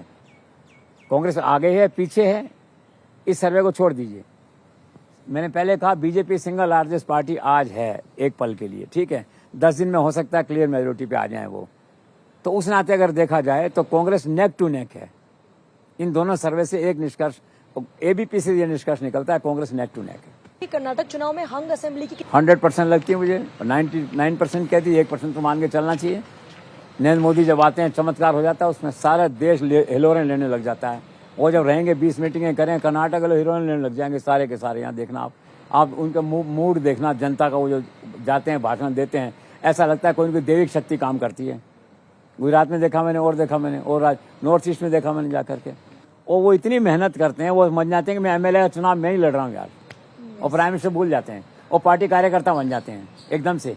यही अमित शाह का है, वो एकदम से होम मंत्रालय से बाहर निकलते हैं, पार्टी कार्यकर्ता बन जाते हैं, सरपंच बन जाते हैं, जिला प्रमुख बन जाते हैं, एमएलए बन जाते हैं। तो ये लोग कुछ भी कर सकते हैं। और आपका मूल सवाल क्या था, एक बार फिर से बताएं। मेरा सवाल यही था कि कर्नाटक चुनाव में हंग असेंबली की कितनी हाँ, संभावना? हंग असेंबली दशकों तक हंग असेंबली आती रही है। तो अभी आज की तारीख में, आज जो हम बैठे हुए हैं बेंगलोर में, आज तो मैं इसको हंग मानता हूँ। BJP as the single largest party, ठीक है ना, by overruling ABP survey, जिसने कहा था single largest clear majority Congress है। सर, भ्रष्टाचार एक ऐसा मुद्दा है जो कि कर्नाटक की राजनीति में भी काफी जोर शोर से उठता रहा है और काफी परिवर्तन भी यहाँ होते रहे हैं। तो क्या आपको लगता है भ्रष्टाचार इस चुनाव में यहाँ एक मुद्दा है? यहाँ मुझे नहीं लगता है। प्रधानमंत्री की इच्छा तो बहुत है कि मुद्दा बने, जीरो टॉलरेंस बने। अभी सीबीआई हेडक्वार्टर पे सम्मेलन था, सीबीआई का फाउंडेशन डे था, फंक्शन था, कितनी जबरदस्त बात उन्होंने कही, इतना पॉपुलर हुए, इतना करोड़ों लोगों ने देखा उनके भाषण को कि भ्रष्टाचार को मिटाना आपकी जिम्मेदारी है। और डायरेक्टर सीबीआई को उन्होंने इतना एम्पावर कर दिया, like any other union minister, कि आपकी जिम्मेदारी है भ्रष्टाचार मिटाना। और वो खुद मानते हैं कि दिस रिमूवल ऑफ भ्रष्टाचार जिसे कहते हैं has paid heavily to BJP, उनको बहुत लाभ मिला है इसका। लेकिन कर्नाटक थोड़ा सा डिफरेंट इशू है। कारण क्या, जो आपका चेहरा है, जो आप कहते हो उसकी अगुवाई में चुनाव लड़ेंगे, वो चेहरा रंगों से भरा हुआ है। भ्रष्टाचारी कितने मामले चले, कहीं कोर्ट ने छोड़ दिया, कहीं लोक आयोग ने छोड़ दिया। एक परसेप्शन ऐसा बन गया है कि येदियुरप्पा कितने ईमानदार आदमी हों, कितने ही अच्छे व्यक्ति हों, ठीक है। एक इमेज ऐसी बन गई है कि करप्ट फोर्सेज जो हैं कर्नाटक में, तो he is one of them. अपन ऐसे मानते हैं। होली पे देखते हैं ना, होली पे जो रंग डालते हैं कुर्ते पे आपके, तो कई बार इतने रंग डाल देते हैं, फिर आदमी कहता है डाल दो तुम क्या रंग। मैं भी जो खेलता हूँ होली, शुरू में बचता हूँ थोड़ा सा, फिर सब ऐसे लगा देते हैं लोग, बुरी तो कहता है तुम भी लगा लो। तो येदियुरप्पा की ये हालत है। वो भी कहता है ठीक है अभी क्या है। तो येदियुरप्पा को आप स्टेज पे ले जाके और ये भाषण देने कि कर्नाटक से भ्रष्टाचार हम मिटाएंगे, बैठता नहीं है। तो इसलिए मुझे लगता नहीं कि उसको आप आगे परस्यू करेंगे। और फिर दूसरा, येदियुरप्पा के अलावा आ जाइए आप करंट चीफ मिनिस्टर पे। एक आंदोलन चल गया यहाँ पे, पे सीएम। पहली बार कॉन्ट्रैक्टर एसोसिएशन ने लिख के दिया प्राइम मिनिस्टर 40% कमीशन ले रहे हैं, कईयों का 50% कमीशन, वो भी एडवांस मांगते हैं उससे पहले। तो कई लोगों ने काम ही छोड़ दिया ठेकेदारी का यहाँ पे इस तरह का। तो गंभीर बातें हैं ना। और कुछ लोगों को अभी भी इस बात का थोड़ा सा नाराजगी है कि हमने पीएमओ को भेजा, लिख के वहाँ से, यार हमें कोई जवाब नहीं आया। अब क्या जवाब दें? एक्शन तो लिया उन्होंने, और एक्शन हटाया फिर उन्होंने मुख्यमंत्री को। वो तो पुराने वाले थे, अब ये नए मुख्यमंत्री, ये आरोप तो नए मुख्यमंत्री पे लगा है। तो कुल मिला के क्या है कि भ्रष्टाचार जो है ना, आज के इस माहौल में, आज के इस चुनाव में कोई रेलेवेंट मुद्दा ऐसा है नहीं जिसको लेके दोनों पार्टियां उसको आगे बढ़ाएं या आगे बात करें उसको जो है। सर, इसमें राहुल फैक्टर का कितना इम्पैक्ट रहेगा जो कर्नाटक का चुनाव हो रहा है? आपको लगता है कि कांग्रेस क्या एटीट्यूड लेके चल रही है राहुल जी के प्रति? अब नहीं, राहुल का इम्पैक्ट तो है ही। देखो राहुल का क्या इनडायरेक्ट इम्पैक्ट है। राहुल से कहोगे तुम खुद चुनाव लड़ो खुद आकर के तो उतना इम्पैक्ट नहीं आएगा, लेकिन राहुल क्या है कि बैकडोर से ड्राइविंग फोर्स बन गया है। उसने वो जो यात्राएं निकाली, फिर निष्कासन का मुद्दा हुआ और मुद्दे जो हुए इस तरह से, तो कांग्रेस के पक्ष में एक माहौल सा बना जिसका लाभ राहुल के बजाय कांग्रेस को ज्यादा मिला। ग्रास रूट पे वर्कर को, पार्टी को मिला, राहुल को उतना नहीं मिला। क्यों? वो तो फिर कोई न कोई ऐसी बात कह देगा जिससे जनता फिर दिल टूट जाता है लोगों का, यार छोड़ो इसको तो जो है। बाकी उसका लाभ हुआ है इसमें निश्चित तौर पे, और वो इम्पैक्ट जो है उसका मिलेगा, उसका लाभ भी मिलेगा। फिर जो आपका ये जो पैकेज हुआ एक तरह से कि यात्रा आपने करी, लोकसभा से आपको बाहर निकाल दिया गया, ठीक है ना, और भी फिर क्या है कि आप वही बात वापस करेंगे यहाँ आकर के। यहाँ जो आरोप लगाया था ना मोदीज के बारे में, ऑल मोदीज ऐसे जो हैं, वो यहाँ के फिर वो कहते हैं मैं तो वहीं से चालू करूंगा आकर के। वो इसीलिए शिव कुमार वगैरह कहते हैं यार मत भेजो अभी तो जो है। सुना है मैंने, कहते हैं कि नहीं कहते हैं, पता तो नहीं इनकी क्या जो पदयात्रा थी उसका लगता है आपको कि उसका लाभ तीनों होगा? का है, तीनों का है। यात्रा का इम्पैक्ट है, उसके निष्कासन का इम्पैक्ट है, कांग्रेस को लाभ हुआ है, राहुल को उतना लाभ नहीं। निष्कासन का भी लाभ होगा है? आपके हिसाब से निष्कासन का भी लाभ होगा? 100%। एक माहौल बनता है, एक मोमेंटम बनता है प्रदेश में, जिसे कहते हैं ठहरे पानी में आप कंकड़ फेंकते हो तो उससे एक माहौल बनता है जो है। तो राहुल का इससे फायदा है कांग्रेस को निश्चित तौर पे। खुद राहुल को कम है, पार्टी को ज्यादा। तो ऐसी स्थिति में आपको ये लगता है सर कि राहुल के साथ साथ प्रियंका और सोनिया जी भी कर्नाटक के चुनाव में महत्वपूर्ण आएंगे भी तो लगता भूमिका है डिसाइड ही निभाएंगी? नहीं क्या होगा। राहुल गांधी डिसाइड करे तो कुछ आगे बात बढ़े, वो भी संकोच करते हैं दोनों कि ठीक है इसको करने दो डिसाइड। प्रियंका गांधी का तो मैंने बताया ना आपसे कि कोई रोल ऐसा यूपी, वो यूपी के अंदर भी एक है। और जिसे कहना चाहिए कि एक मेरा ऐसा मानना है कि विद इन फैमिली फ्रस्ट्रेशन तो आता होगा प्रियंका को भी, कभी कभी इंसान है कि क्या रोल है मेरा, कहाँ समेट दिया मेरे को। उसमें भी 1/2 कर दिया है, यूपी में 1/4 कर दिया है, क्या है ये। तो क्या है कि कंफ्यूज और निराश तो होते ही हैं। और वहां भी 10 जनपद में भी लगता है 2 कैंप बन गए होंगे, प्रियंका कैंप है, राहुल कैंप है। वो एक दूसरे प्रति सहानुभूति दिखाते होंगे, मतलब अनफॉर्चुनेट। अरे डिसाइड कर दो, राष्ट्र को बता दो कि तुम राजनीति करना चाहते हो कि नहीं, और कौन राजनीति करेगा, ये करेंगे कि तुम करोगे, कौन करेगा बता दो। सोनिया गांधी ठीक है गॉडफादर के रोल में आएंगी, 2 मीटिंग कर लेंगे, आशीर्वाद देके चली जाएंगी, मान लिया ठीक जो है। इसलिए अमित शाह को कल कहना पड़ा उनका लोकतंत्र खतरे में नहीं है, आपका परिवार खतरे में है, गांधी परिवार खतरे में है। तो ये है जैसा है, तो bear with the party. Sir क्योंकि आपने राहुल कैंप का जिक्र किया, जिस शब्द का आपने जिक्र किया, तो ये सवाल भी बड़ा वाजिब हो जाता है कि कर्नाटक में राहुल कैंप के सिपहसालार हैं कौन? यहाँ उनके प्रधान सेनापति हैं सुरजेवाला, जो डायरेक्ट हॉटलाइन पे हैं राहुल गांधी के साथ। भाई राहुल गांधी के तो एक्सेसिबिलिटी से एक इश्यू है ही ना राहुल गांधी का। जिस दिन वो लिख देंगे आईसीसी में बैठ करके कि राहुल गांधी नेम प्लेट, मिलने का समय 3 से 4, हीरो बन जाएंगे। वो दिन आएगा नहीं कभी। अब मैं उनसे कनेक्ट करना चाहूँ तो एक्सेसिबिलिटी नहीं है। 5 लोग जो कनेक्ट कर सकते हैं, सुरजेवाला उसमें एक हैं, केसी वेणुगोपाल एक हैं उसमें, आप यूँ मानिए, खड़गे भी नहीं होंगे उस तरह से। तो यहाँ उनके सिपहसालार जिन्होंने मोर्चा संभाल रखा है सुरजेवाला हैं, और कॉम्पिटेंट आदमी हैं, व्यवहार कुशल हैं, जेंटलमैन हैं, और टीम में यकीन करते हैं, मीडिया अच्छा हैंडल करते हैं। तो वो सिपहसालार उस तरह से हैं। लेकिन मैं भी समझता हूँ उनका जो रोल होगा वो मोर और लेस पोस्ट ऑफिस जैसा होगा कि राहुल की इंस्ट्रक्शन आ गई तो यहाँ आपने बता दी, या कोई ग्राउंड में कोई ज़्यादा गड़बड़ हो रही तो राहुल गांधी को रिपोर्ट कर दिया।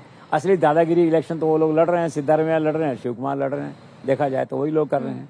That's all. अब ये महत्वपूर्ण सवाल हो जाता है कि कर्नाटक में भारतीय जनता पार्टी के टिकटों के वितरण का आधार क्या होगा? देखो वो आधार तो बहुत कोशिश है, वो साइंटिफिक चलना चाहते हैं, और उनका बस चलेगा, और बस चल रहा है धीरे धीरे सफाई करते जा रहे हैं वो हर राज्य में। और यहाँ उनका बस चल गया, अगर 50% टिकटें उन्होंने काट दी तो अगले जो चुनाव होगा कर्नाटक में या लोकसभा का चुनाव होगा वो डिफरेंट होगा।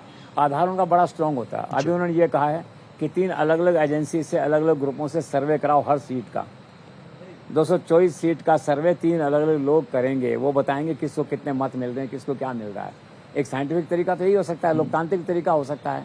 तो बीजेपी खास करके क्या हो रहा है, नरेंद्र मोदी और अमित शाह के कार्यकाल में बीजेपी एक साइंटिफिक और डेमोक्रेट तरीके की ओर बढ़ रही है, सिलेक्शन ऑफ टिकट्स जिसे कहते हैं। तो वैज्ञानिक आधार पे होगा टिकटों का सिलेक्शन। हो सकता है कर्नाटक में कितना वैज्ञानिक आधार हो पाता है ये वक्त बताएगा, कल परसों परले दिन, क्योंकि वो जो येदियुरप्पा फैक्टर है यहाँ का, मैंने जो आपसे कहा, वो बड़ा रिस्की है एक तरह से। तो वो कितना दबाव डाल पाते हैं, वो फिर उनका मूड नहीं उखड़ जाए फिर नहीं कह दें कि मैं तो घर बैठ जाता हूँ जाकर, कुछ और नहीं कह दें। और वो स्टेज तो निकल गई घर बैठने वाली, क्योंकि वो भी बहुत आगे बढ़ चुके हैं हाथ मिलाने की ओर, पार्टी भी उसको गले लगाने की ओर आगे बढ़ चुकी है दैट वे जो है। तो लेट अस सी, लेकिन आधार उनका जहाँ तक बस चलेगा लोगों का, नड्डा का बस चलेगा, अमित शाह का बस चलेगा, जहाँ तक बस चलेगा तो वैज्ञानिक आधार पे होगा जो है। प्राइम मिनिस्टर थोड़ा लीनियंट हो जाते हैं कई दफ़े, क्यों he is a more of A statesman also. और बीजेपी के कुछ लोग भी ऐसे हैं जो कभी कहीं कंफर्ट लेवल थोड़ा सा फील करते हैं। भाई अमित शाह तो बिल्कुल डंडा लेके चलते हैं साथ में, वहाँ कोई रियायत नहीं है, अनुशासन है तो है। वहाँ थोड़ा ऊपर कभी थोड़ा रियायत हो जाती है, ठीक है भाई चलो कोई नहीं, चलो साथ चलो, पुराने लोगों जैसे वो हाथ पकड़ के चलती है साथ में, चलो भाई चलो जो है। तो अब अगले 2-3 दिन निर्णायक हैं कि बीजेपी की टिकटें किस पैरामीटर पे बटी, ये उससे पता लगेगा। सर आखिर क्यों है SC/ST की 51 सीटें कांग्रेस, भाजपा और JDS के लिए क्रूशल? इम्पोर्टेंट है भाई, 16 और 35 का शायद है आंकड़ा इनका, 16 SC/ST करके जो है हर पार्टी के लिए इम्पोर्टेंट है, इनके लिए इम्पोर्टेंट है। और 5 जिलों में है सारी सीटें, सबसे बड़ी बात है खास इनकी जो है, जैसे हिंदुत्व की सीटें ऐसी इनकी सीटें 5-7 जिलों में फैली हुई वहाँ पे जो है, तो क्रिटिकल है and they are focusing on it, it's a fact, it's critical for them. Karnataka चुनाव जीतने के लिए प्राय सभी पॉलिटिकल पार्टीज जो हैं वो धार्मिक अनुष्ठान करवा रही हैं, इसको कैसे देखते हैं आप? वो तो होता है, हम और आप ही करवाते हैं। देखो कोई मुसीबत आती है, आदमी तो मंदिर जाता है, भगवान शिव जी ये कर देना, ठीक है, एक ह्यूमन नेचर है इंडिया में। मैं एक बार प्लेन में जा रहा था, प्लेन बहुत हिचकोले खाया, लगा यार गिर नहीं जाइए, तो भगवान से कहा भगवान शिव जी मैं आऊँगा तो 11,000 का प्रसाद चढ़ाऊँगा, आज तो बचाओ जो है, तो जाके मंदिर में चढ़ा दिया। तो भारत में क्या है कि ये एक सिस्टम है, जो बड़ा काम करने जा रहे हो या कोई डर आ गया है, संकट आ गया है, भगवान शरण में जाते हैं, तो अब अलग अलग पार्टियों के लोग अलग अलग अनुष्ठान करवा रहे हैं। साउथ में अनुष्ठान जो है ना बड़े दिलचस्प तरीके से होता है, यहाँ पे मठ है, यहाँ पे मंदिर हैं, मठों में होता है, लंबा चलता है यहाँ पे, फिर वेशभूषा अलग होती है, जैसे मेरे तिलक लगा दिया होटल वालों ने घुसते ही यहाँ पे, देखा है, तो ऐसे वेशभूषा श्रृंगार है यहाँ की पूजा में, अर्चना में, और इसके अंदर जो है। तो मुझे ये बताया था किसी ने कि पूरे जितने मंदिर हैं यहाँ पे और जो ऐसे अनुष्ठान हैं, सब जगह हर पार्टी में अनुष्ठान चल रहे हैं, कोई थोड़ा कर रहा है, कोई ज्यादा कर रहा है, बाकी चल रहा है। It's a very interesting scenario. आज तो बचाओ। सर क्योंकि आपने तिलक, प्रसाद और फूलों का जिक्र किया, तो आजकल एक तस्वीर बड़ी ज्यादा चर्चा का विषय बनी है, वो है कांग्रेस के कार्यकर्ता कान पर फूल लगाए घूम रहे हैं। ये क्या माजरा है, मतलब लोग ये भी जानना चाहते हैं। इसका मतलब ये है कि आपने हमें धोखा दिया है, आपने वायदे पूरे नहीं किए चुनाव में किए। उसका मतलब मैंने पूछा किसी से ये क्या है ये, तो उन्होंने कहा इसका मतलब ये, विधानसभा में गए थे तो कान पे कर रहे हैं। अरे चलो भाई, इतना तो नैतिक साहस आया उनमें, इतना मोराल तो हुआ यहाँ पे कि भाजपा सरकार में वो कान पे लगा के घूम रहे हैं, ये बहुत बड़ा लोकतंत्र है उनके लिए, तो घूम रहे हैं, घूमने दो। सर आपको लगता है कि सेंट्रल कर्नाटक में भारतीय जनता पार्टी को बढ़त है दूसरे दलों के मुकाबले? हाँ है, बढ़त है। जितने सर्वेक्षण आए हैं, वो 2 सर्वेक्षण आए थे, उनमें भी देखा मैंने और भी देखा मैंने, तो बढ़त है, इसमें कोई शक नहीं है, और ये बढ़त तो रहेगी। इस बढ़त को कांग्रेस वाले या JDS वाले डिस्टर्ब नहीं कर पाएंगे, ऐसा लगता है। अभी आपने सर JDS के महत्व के बारे में कई बातें कही, तो JDS का जो मुख्य गढ़ है कर्नाटक में वो मैसूर वाला इलाका है, तो आपको क्या लगता है कि भाजपा वहां पे चुनाव को जीतने के लिए, अपनी जीत को सुनिश्चित करने के लिए किस तरह की रणनीति अपना सकती है? देखो वहाँ पे क्या है कि मैसूर है उसका अड्डा, एक तरह से कैपिटल ऑफ दिस थिंग जो है, और वहाँ 50% जो हैं MLAs कह दो, वोटर कह दो, JDS के इन्फ्लुएंस में रहते हैं। और वहाँ डेयरी का बड़ा बाहरी कारोबार है, कोऑपरेटिव डेयरीज वगैरह का। अमित शाह के पास कोऑपरेटिव डिपार्टमेंट है, और अहमदाबाद डेयरी है, पता नहीं कितने साल उन्होंने चलाया, कितना उसके रिफॉर्म किए उन्होंने। एक जीवन में कितने रोल अमित शाह निभाते हैं, मैं तो कभी ये भी सोचता हूँ। पॉलिटिशियन भी हो जाते हैं, लॉ मेकर भी हो जाते हैं, डेयरी वाले भी हो जाते हैं, तो इसका जिम्मा उन्होंने संभाला इस इलाके का, तो पता लगा लोग बेरोजगार हो गए, हट गए काम से, महिलाएं हट गई हैं, तो उन्होंने कहा ठीक है दूध की एक फैक्ट्री खोल देता हूँ। दूध की फैक्ट्री खोल दी, औरतें वहाँ काम करने लग गया, उनको रोजगार मिल गया। तो पेनिट्रेशन अमित शाह का हो गया है वहाँ पे मैसूर के अंदर, और ये बढ़ेगा। तो ये तो तय है कि अब JDS को नुकसान तो होगा as compare to early election. कितना होगा आने वाले दिनों में मालूम पड़ेगा, लेकिन Amit Shah has taken over the command of this area as union cooperative minister also.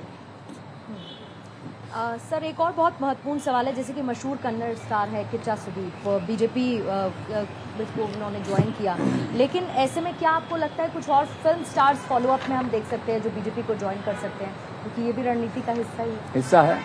और मैंने कहा ना ये भी एक शॉर्टकट है। कई दफे आदमी को सीट जीतने का समझ में नहीं आता उपाय, क्या करें क्या नहीं करें। एकदम से फिर ये होता है कि चलो फिल्म वाले को ले आओ, इसको ले आओ, एक क्रिकेट वाले को ले आओ, खिलाड़ी को ले आओ, एक बार तो जीत जाएगा ना, फिर देखेंगे।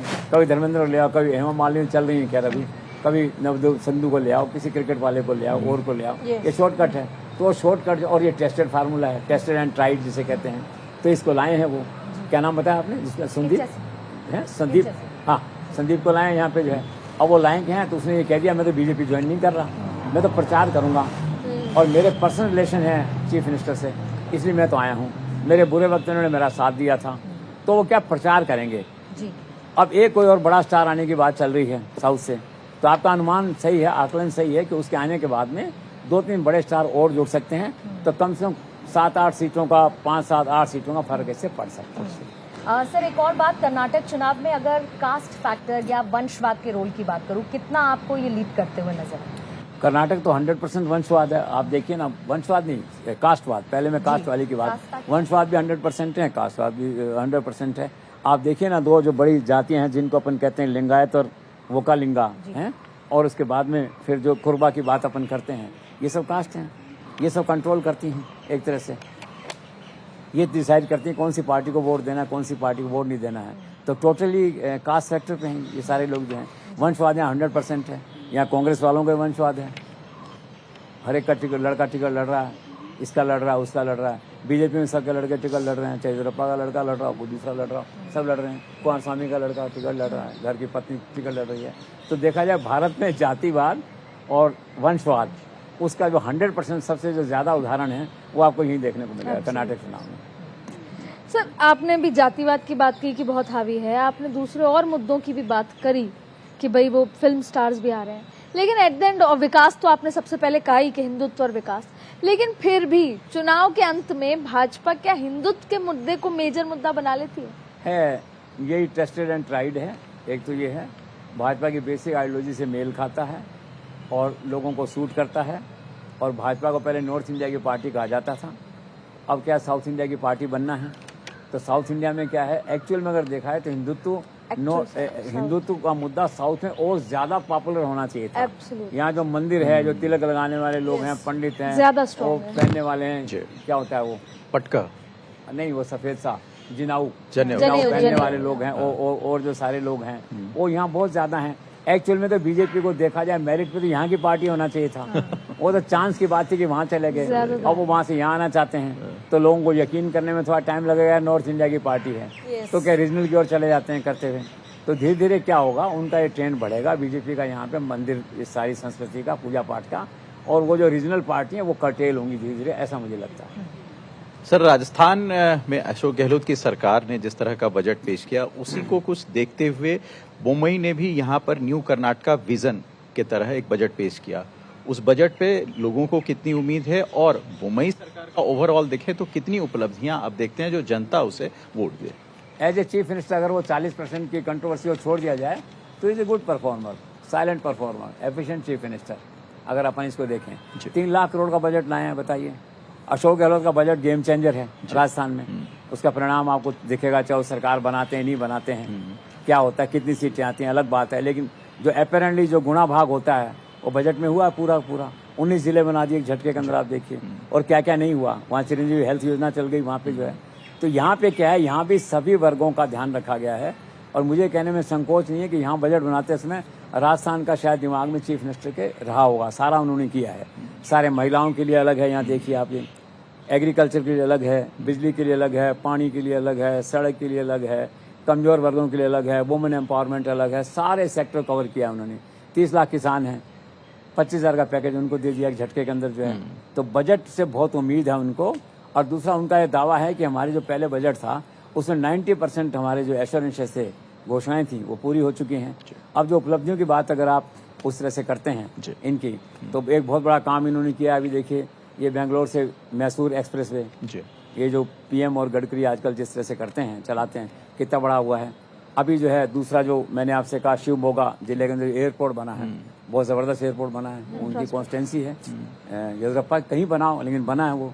तीसरा कहते हैं कि सेफ सिटी फॉर वुमेन एक नया कंसेप्ट है, 950 करोड़ का कोई फंड है, निर्भया फंड, उसमें से डाइवर्ट करके पैसा उन्होंने वहाँ पे उसको लगाया और ये पॉलिसी उन्होंने करी है आपके सामने रेजोल्यूशन वाली।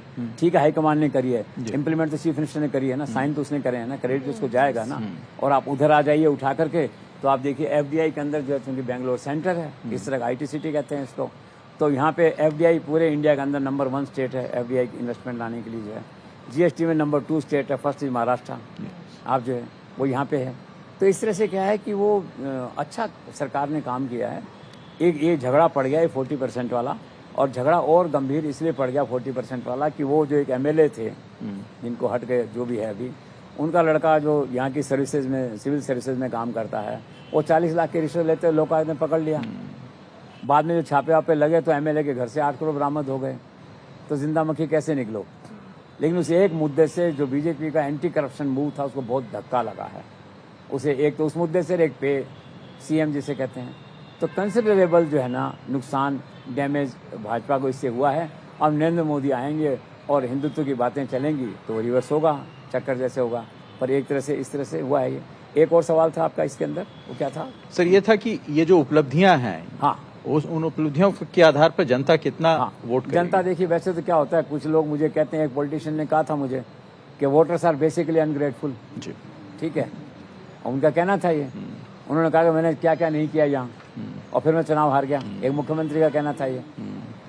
लेकिन फिर भी मेरा मानना है सम टाइम इट पेस जिसे कहते हैं, तभी तो सरकारें रिपीट होती हैं। शीला दीक्षित रिपीट हुई ना 3 बार, दिग्विजय सिंह रिपीट हुए, दिल्ली में चाहे कोई भी कारण है दाएं बाएं रिपीट हो जाता है आदमी। अब राजस्थान रिपीट होने की बात चल रही है, हो ना हो, लेकिन बात चल रही है ना एक तरह से।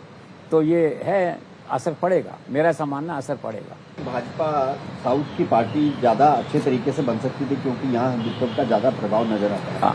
तो ऐसे में क्या आपको लगता है कि जो यूपी में राजनीति चली मंदिर और मठ की, वो राजनीति यहाँ अपना असर दिखाएगी? 100%।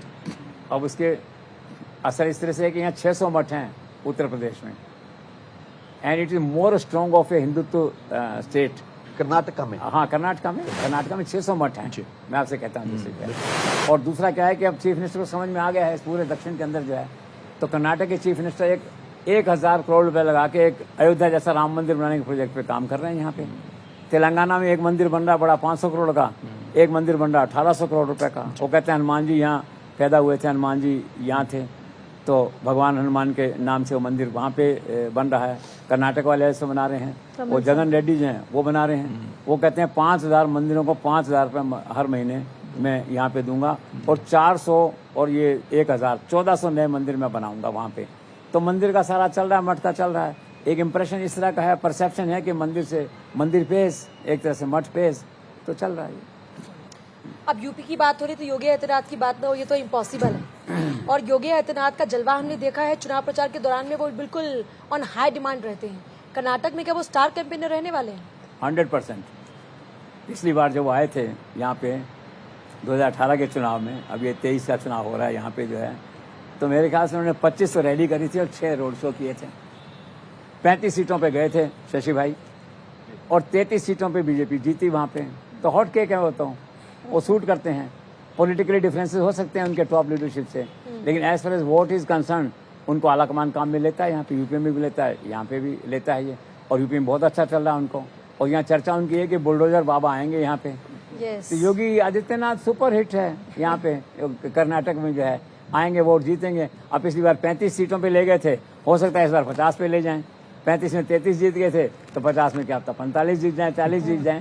तो योगी आदित्यनाथ सुपर मॉडल है इनका, टेस्टेड एंड ट्राइड, जो यहाँ पे चलाएंगे। अब सुपर मॉडल से लेकर सब बातें किनारे रख देते हैं। सर ये बताइए कि चुनाव की तारीखें जैसे जैसे नजदीक आएंगी, क्या नरेंद्र मोदी यहाँ पर आएंगे और विपक्षी दलों की सारी बाजी पलट देंगे? ऑलमोस्ट 100%। एक तो आएंगे, बहुत चढ़ाई करते हुए आएंगे, जैसे योद्धा आता है चढ़ाई करते हैं सेना बल के साथ जो है। भाई 24-25 मीटिंग करेंगे, और उनका मन हुआ तो 30 कर देंगे, लगा कसर रहेगी थोड़ी तो 30 कर देंगे वो। तब आप देना कैसे जनता हिलोरे लेती है उनकी मीटिंगों के अंदर। वो तो आएंगे, और बाजी पलटने का ये होता है कि जैसे मैंने तो गुजरात में देखा उनको बहुत करीब से, मैं नॉर्थ ईस्ट में करीब से देखा बाजी पलटते हुए। तो मैं जो संभावना बताता हूँ कि रे ऑफ होप, यहाँ सरकार उनकी खुद की बन जाए 112 वोट से, 113 वोट से, तो केवल मोदी पे डिपेंड है वो। बाकी तो हंग असेंबली है, हंग के अंदर आप सिंगल लार्जेस्ट हो आप, बस ये है आपके लिए जो है। तो उम्मीद बहुत से लोगों को है और as a student of administration या as a student of politics मुझे भी लगता है कि यार वो कुछ भी कर सकते हैं। तो लेट्स सी। सर बहुत क्लीशे सवाल है, कई बार पूछा भी गया है, लेकिन फिर भी महत्वपूर्ण सवाल है कि कर्नाटक चुनाव के परिणामों से 2024 पर क्या असर पड़ेगा? असर होगा, एक माहौल बनता है, एक मूड बनता है, एक सेमीफाइनल कह दीजिए आप इनको, और फिर और राज्यों में चुनाव होने हैं साथ साथ पीछे दूसरे राज्यों का नंबर आएगा, तेलंगाना का नंबर आने वाला है, हाँ, और इनका नंबर आने वाला है। एक माहौल बनता है, एक मोरल बूस्ट होती है कुछ चीजें जो है उससे बनता है। तो निश्चित तौर पे इसका प्रभाव पड़ेगा इसका 2024 पे, और डिपेंड करेगा इस पे। अब मान लीजिए एक पल के लिए मान लीजिए कि अगर सरकार बन गई नॉन बीजेपी क्लियर मेजोरिटी से एक पल के लिए, तो काफी प्रभाव पड़ेगा उनका मनोबल का जो है, और अगर वैसे हो तो वैसा प्रभाव पड़ेगा। लेकिन एक बात और, मैं फिर उसी बात पे आ जाता हूँ, नरेंद्र मोदी अमित शाह पे किसी चीज का कोई प्रभाव नहीं पड़ता, वो ऐसे ही लड़ते रहते हैं, ऐसे आगे बढ़ते रहते हैं, ऐसी तलवार लेके चलते रहते हैं। सो लेट्स सी कितना प्रभाव होता है, क्या होता है। My this statement defy logic, लेकिन मेरा सेंटिमेंट ऐसा है, उन लोगों के काम को मैंने देखा है, उनके चुनावों को देखा है, उनके परिणामों को देखा है, तो मेरा एक तरह से इस तरह का कन्विक्शन हो गया है कि ये लोग कुछ भी कर सकते हैं। पर जैसा आपने कहा कि साउथ मिशन है ये, और साउथ गेट पे मिशन है, इसलिए धक्का ज्यादा लग सकता है अगर अब कुछ आप गड़बड़ देखिए हो। साउथ मिशन कैसे है इसके अंदर है। क्या वो केरल पे क्या किया उन्होंने, क्या उन्होंने प्रधानमंत्री ने बना लिया कि स्नेह संवाद एक नया चालू कर दिया है चैप्टर वहाँ पे जो है। और उसमें क्या है कि मुस्लिम और ईसाई उनके घर बीजेपी वाले जा रहे हैं, देखिए अनहोनी की बात है ना, विचित्र किंतु सत्य, सत्य किंतु विचित्र, वो जो अपन कहते हैं जिसको जो है, और जा रहे हैं वहाँ भी जो ये था क्या क्रिसमस था जो, तो लोग चले गए गिफ्ट लेकर के ईसाइयों के घर पे, एक तरह से वहाँ जा करके जो है, हाँ संघ के लोग चले गए वहाँ पे जो है। मुस्लिम से ईद आए तो उनको वो करने चले गए, और ईस्टर आया था, अभी संडे ईस्टर है, आया था आने वाला कुछ ऐसा जो भी है उसके अंदर जो है, तो 10,000 बीजेपी वाले वर्कर्स को कहा कि तुम 1 लाख ईसाइयों के घर जाओगे और हेलो करके आओगे उनसे जाके। तो कोशिश तो आदमी करता है। अब एडीएम का तमिलनाडु का देख लीजिए, अब वहाँ का असर नहीं छोड़ रहे। अब तमिलनाडु में क्या उन्होंने एडीएम के से हाथ बढ़ाया थोड़ा, क्यों दोनों गुट आपस में लड़ लिए वहाँ पे जो है, और दोनों लड़ लिए, दोनों लहूलुहान हो गए, कोई जीता नहीं दोनों के अंदर से। तो अब उन्होंने किसी एक के साथ खड़े होने की कोशिश करी एडीएम के साथ, तो कोई फायदा नहीं हुआ, उनके साथ को आगे खड़े आने को तैयार नहीं हुआ। अब एडीएम के समझता है कि यार बीजेपी घाटे का सौदा है, इनको समझ नहीं आता क्या करें। तो ये उधेड़बुन में अभी एडीएम में क्या करें वहाँ जाकर तमिलनाडु में, लेकिन करेंगे कुछ ना कुछ तो जो है दैट वे जो है। तो यही 2-3 स्टेट्स हैं आपकी, केरल हो गया, ये हो गया यहाँ पे, तो कोशिश तो आदमी करता है ना करने की। तो ये साउथ का है, तो अभी आपने कहा ना क्या प्रभाव पड़ेगा, तो वो चाहते हैं कि साउथ में अभी हमारी एंट्री केवल एक जगह है, एंट्री धीरे धीरे बढ़े, पूरे साउथ को हम कैप्चर कर लें लाइक नॉर्थ ईस्ट। सर लगातार भारतीय जनता पार्टी प्रयास कर रही है सबको साथ लेकर चलने की, और उसकी कोशिश दिख भी रही है। आपको क्या लगता है 2024 में कितनी सीटें भारतीय जनता पार्टी जीतना चाहती है? देखो सीटों से तो एक भी है कि उनका मन नहीं भरता है।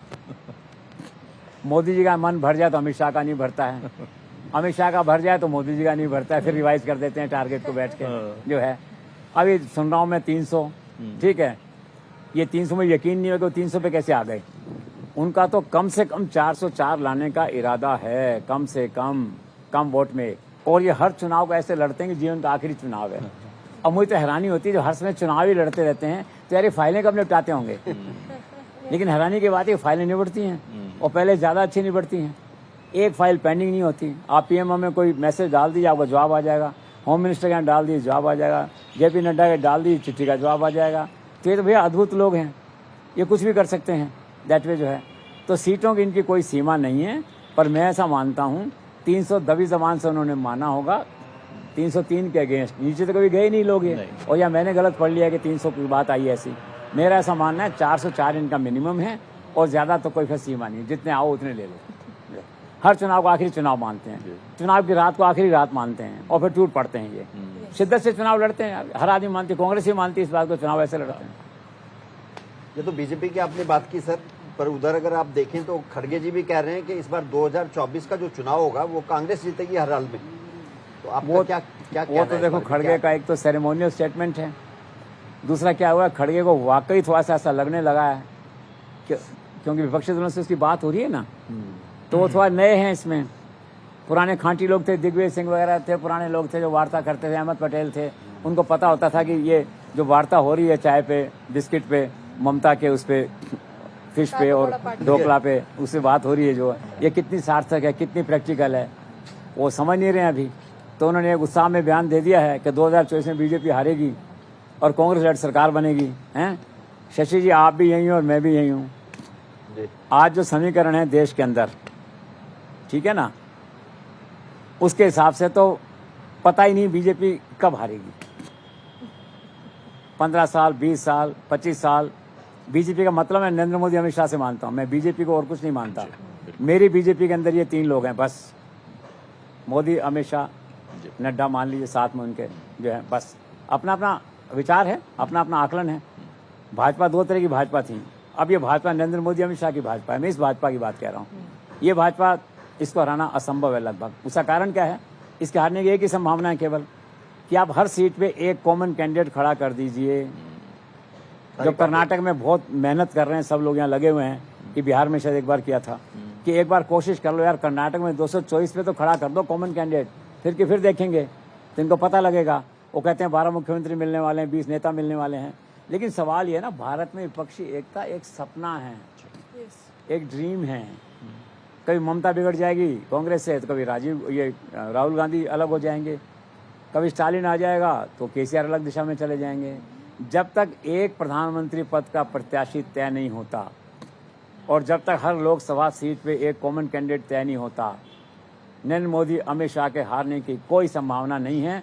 और एक बात और है, इस पे एक अपवाद और है इसके अंदर कि वो जो थ्योरी थी ना कि सब इकट्ठे हो जाएंगे तो 50% वोट ले आएंगे, अब 50 से काम नहीं चलेगा, आपको 60-65 लाने पड़ेंगे। तो 50 की थ्योरी को नरेंद्र मोदी अमित शाह ने झुठला दिया है। कैसे झुठला दिया है? मैं आपको आज 11 राज्यों में बीजेपी की सरकारें जब बड़े राज्यों में बनी, ठीक है ना, वहाँ पे तो एवरेज वहाँ जो वोट आया है 51% आया है बीजेपी के पक्ष में। 50 की थ्योरी धुल गई आपकी वहाँ पे जो है। राजस्थान, मध्य प्रदेश के अंदर 55% वोट जो है बीजेपी के पास है।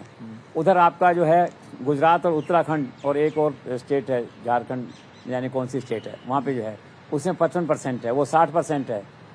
और यहाँ 55% ये राजस्थान में इधर है।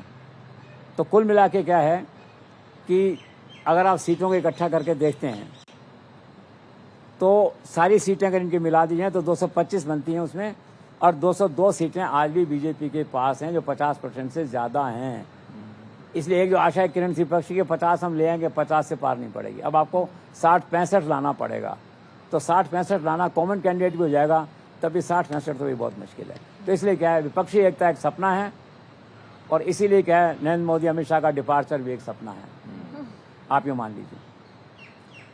इसी शो के आकलन में आपने ये कहा कि अब सिर्फ हिंदुत्व की बात नहीं होती बल्कि अब डेवलपमेंट की बात होती है। तो क्या ये माने कि जो सरकार के 9 साल का कार्यकाल में जो भी अचीवमेंट्स रही हैं, भाजपा उनको भुना ले जाएगी इस चुनाव में? 100%। और है क्या, हिंदुत्व की बात करो, नरेंद्र मोदी की बात करो, नरेंद्र मोदी के चेहरे पे मांगो, तो नरेंद्र मोदी के चेहरे में प्रधानमंत्री में क्या फर्क होती है कि सिक्के के 2 पहलू है ना। नरेंद्र मोदी उन्हीं का सारा है, ये जो रिपोर्ट कार्ड है सारा, निश्चित तौर पे उसी पे चल रहा है सारा, जो है सारा कमान वहीं से मिल रहा है आपको जो है। तो निश्चित तौर पे नरेंद्र मोदी की जो मेहनत है 9 वर्षों की, जो परिश्रम है, जो गवर्नेंस है, उसका सीधा लाभ भाजपा को मिल रहा है, तो उसी पे वो वोट मांग रहे हैं। सर, इसी माह यानी कि अप्रैल में प्रधानमंत्री नरेंद्र मोदी के जो साप्ताहिक कार्यक्रम है मन की बात, उसके 100 एपिसोड पूरे होने जा रहे हैं। आप इस कॉन्सेप्ट की लोकप्रियता को कैसे देखते हैं? ये अद्भुत है।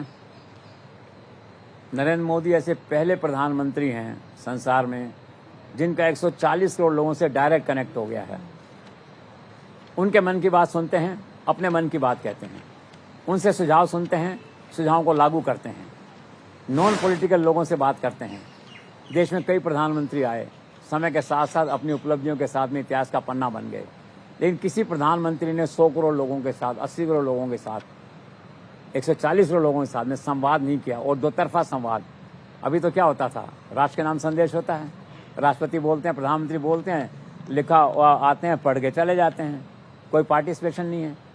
आउटरीच जिसे कहते हैं, क्यों आदिति, वो जो आउटरीच है, पब्लिक आउटरीच जो है, वो पहली बार इस प्रोग्राम में हुई है। तो अद्भुत प्रोग्राम है ये, आम आदमी को जोड़ते हैं, उनकी पीठ थपथपाते हैं ये। तो क्या है, डायरेक्ट उन्होंने कॉन्टैक्ट एस्टेब्लिश कर लिया है। इसीलिए मैं कहता हूँ कभी अगर देश में चुनाव हो जाए राष्ट्रपति प्रणाली पे 1 to 1 के अंदर, तो 1 to 5, 1 to 10 नरेंद्र मोदी जीतते दिखाई देंगे वो चुनाव आपको जो है। तो सुपरहिट प्रोग्राम है उनका। सर, तेलंगाना में जो पेपर लीक मामला हुआ उसमें गिरफ्तार हुए बंदी संजय कुमार, और आपको लगता है कि तेलंगाना के मुख्यमंत्री का ये एक पॉलिटिकल वेंडेटा था? ऑफ कोर्स होगा ही। उनको भी ऐसा लगता है उनकी बेटी को ईडी वाले बुला रहे हैं, कर रहे हैं, ईडी वाले के अंदर मेरिट पे कर रहे हैं। सबसे बड़ी बात क्या है, चाहे सिसोदिया केस हो चाहे इसका केस हो, ईडी वाले इस बार इतना होमवर्क करके आते हैं घर से, और इतना करते हैं कि कोर्ट के लिए मुश्किल होता है जमानत देना, और कोर्ट को तुरंत आपको देना पड़ता है, पीसी भी देना पड़ता है, आपको जुडिशियल कस्टडी भी देना पड़ता है, कि डॉक्यूमेंटेशन प्रूफ है। आजकल एक नया हो गया इन्वेस्टिगेशन का काम इस तरह का, मोबाइल ने आसान कर दिया है काम, व्हाट्सअप ने आसान कर दिया है। 6 महीने के व्हाट्सअप निकाल लीजिए, मोबाइल निकाल लीजिए, सेल्फ प्रूफ है, सामने बैठा के पूछ लीजिए, कोई ना कर नहीं सकता उसको जो है। तो ये एक नया चमत्कार हो गया है, इन्वेस्टिगेशन क्या ना साइंटिफिक हो गया है, और ये सारे केसेस जो बने हैं ये साइंटिफिक हैं, एक तरह से फाइल हैं, एंट्रीज हैं, सब चीजें उसके अंदर मौजूद हैं। तो कविता का केस क्या है, मेरिट का होता है, एक अलग इशू है, ठीक है ना, नेचुरली ऐसा होगा। ऐसा नहीं समझता ईडी वाले रिस्क लेंगे इतना बड़ा के इतने इंपॉर्टेंट वीआईपी को बिना आधार के बुला लें आप, तो मन में पीड़ा तो होगी उनकी, वो प्राइम मिनिस्टर को लेने भी नहीं जाते, ठीक है ना। तो अब जैसे मौका आया, अच्छा या बुरा, गलत या सही, उन्होंने चेप दिया उठा के उसको जो है। तो वो जो अध्यक्ष हैं उनके पार्टी के, तेलंगाना बीजेपी के जो अध्यक्ष हैं तेलंगाना में जो है, उसको उन्होंने पेपर लीक मामले में उसको कहा कि ये अभियुक्त है, इसके अंदर गिरफ्तार कर लिया। अब गिरफ्तार करते क्या हुआ कि फिर मांग आ गई वहीं से कि इसको भी राहुल गांधी की तरह इसकी मेंबरशिप कैंसिल करो आप, वहां से जो है। लेकिन पार्टी में क्या होता है, बीजेपी में इनकी थ्योरी होती है, अपने आदमी के साथ ही खड़े होते हैं। कांग्रेस में शायद ऐसा नहीं है तो बहुत सेलेक्टिवली है। तो एक झटके के अंदर सब निकल के बाहर आ गए। अमित शाह से लेकर नड्डा से लेकर हर आदमी ने फोन किया उसको एक तरह से, और कहा हम न्याय दिलाएंगे, हम आपके साथ हैं। मतलब एक मॉरल सपोर्ट जिसे कहते हैं, मॉरल बूस्टर जो है, वो सब हुआ। ये तो हो सकता है कि इसमें वेंडेटा हो, अब ये तो कोर्ट कचहरी तय करेंगे जो है, लेकिन घटना बड़ी है। सर, तेलंगाना में भी इसी साल चुनाव है। हाँ, और आपने कहा था अभी कुछ देर पहले, आपने आंध्रा तमाम जो राज्य हैं दूसरे साउथ के, उनके बारे में चर्चा की। तो नरेंद्र मोदी अमित शाह का चाहे तेलंगाना, तमिलनाडु, केरल, इन तमाम राज्यों के लिए क्या एजेंडा है?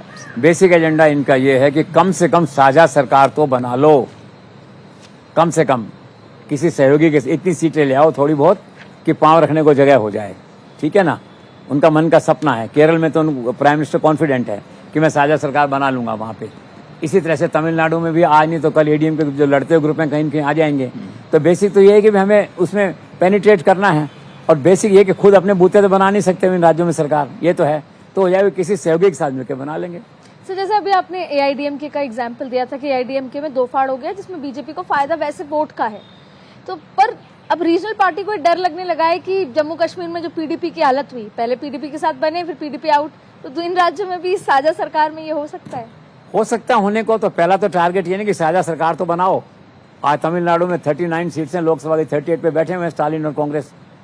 तो भाई 7 तो लाओ, 8 तो लाओ, 9 तो लाओ, 10 तो लाओ, कुछ तो लाओ, अपना संगठन खड़ा करें। संगठन खड़ा करें जिसे कहते हैं। बेसिक उनका टारगेट है कि यार प्रॉपर पेनिट्रेशन करो, और कम से कम ऐसा हो जाए किंग मेकर के रोल में तो आ जाओ, चलो और कुछ नहीं तो लेट्स बिगिन। राजनीति तो क्या 15 साल की होती है। पहले चुनाव में क्या होता है, 10 सीट जीतते हैं, फिर आप 50 जीतते हैं, फिर आप 100 जीत जाते हैं, 200 के अंदर बहुमत बना लेते हैं आप अपना।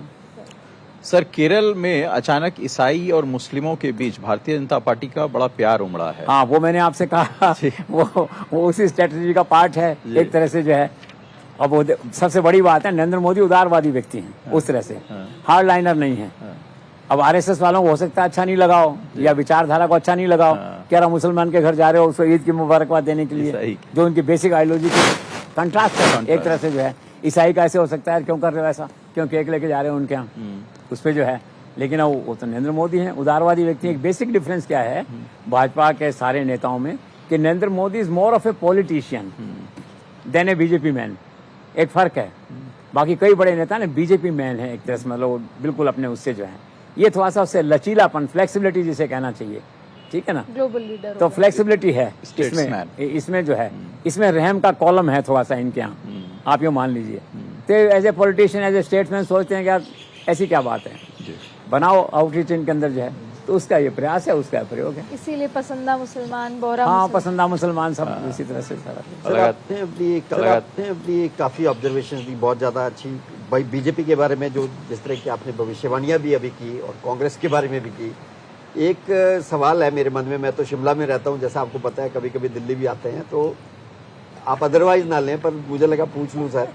तो कहा जा रहा है कि जो हमारा चैनल है, चैनल बहुत अच्छा है, पॉलिटिकल सर्कल में अक्सर ये चर्चा होती है, बहुत अच्छा परफॉर्मेंस है, बहुत अच्छा काम हो रहा है, लेकिन जो चैनल है और जो चैनल चला रहे हैं वो ऐसे लोग हैं जो बदल जाते हैं, सरकार बदले तो बदल जाते हैं। तो क्या कोई इस बारे में कोई आपके बारे में जो कहा जाता है सर, इसके बारे में क्या ऐसा है ना, ये तो शाश्वत सत्य है।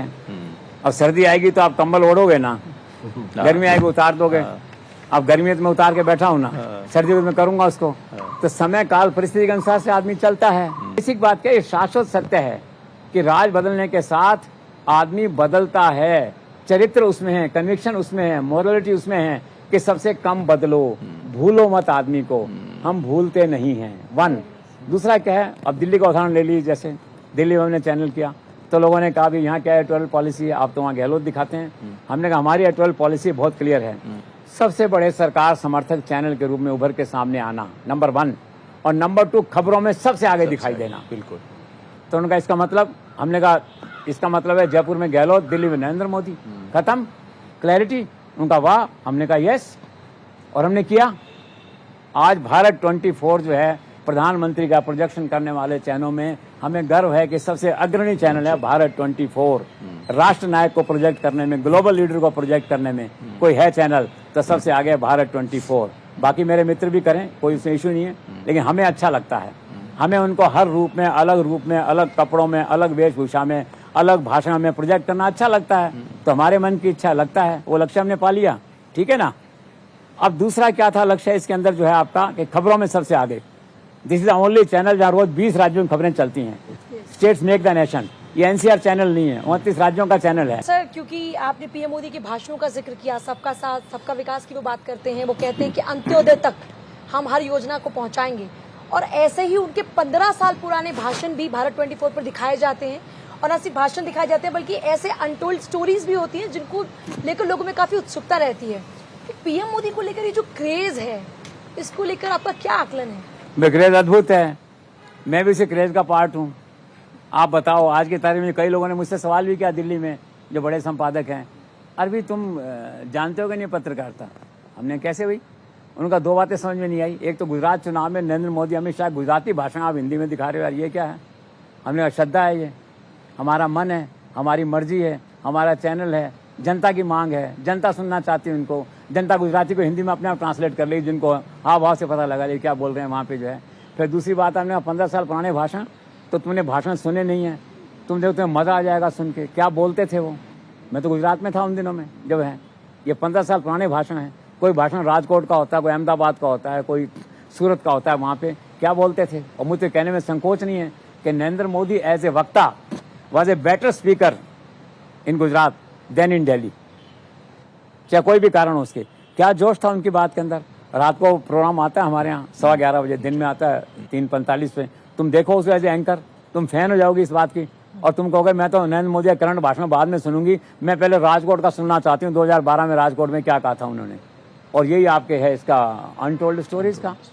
हम थोड़ा सा चलाते हैं, मेरा बस चले तो मैं 1 घंटा चलाऊँ, ठीक है ना, लेकिन क्या है कि हम 2-2 मिनट करके 4 बार उसको 8 मिनट चलाते हैं। कितना मजा आता है, कितना जेन्युइनली लोग बोलते हैं उनके बारे में कि मेरे घर में आए, रसोई में चले गए, सीधे रसोई में अचार उठा लिया, फिर अचार बनाने लग गए। मतलब अपने अपने अनुभव जीवन के इस तरह के। यार तो एक राष्ट्र नायक जो होते हैं ना, इसी तरह बनते हैं, लोगों इसी बारे में क्रेज बनता है। मोदी के प्रति भी क्रेज है। हाँ, वो ठीक है, करें वो तो जो है।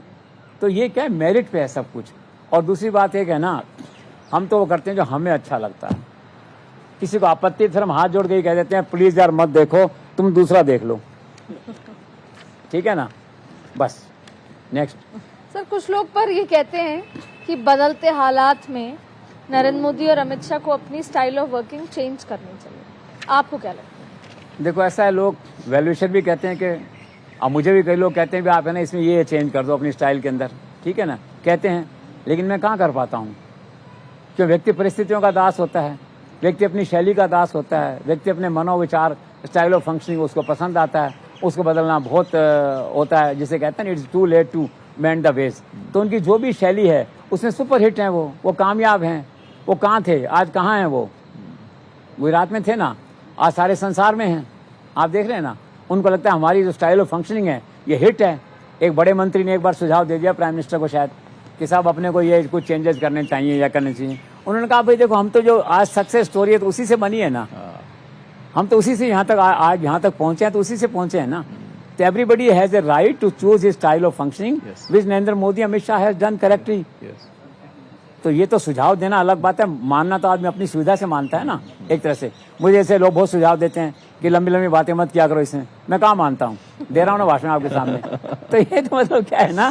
और कई दफे ये मेरी माँ भी कहती थी, आते सिर के साथ जाती हैं, आदमी के स्टाइल ऑफ फंक्शनिंग होता है। तो ये जीवन है, क्योंकि सुपर हिट है, लोकप्रिय हैं, कहाँ से कहाँ पहुंचे हैं, इसलिए उनका अपना स्टाइल ऑफ फंक्शनिंग है। नाइस।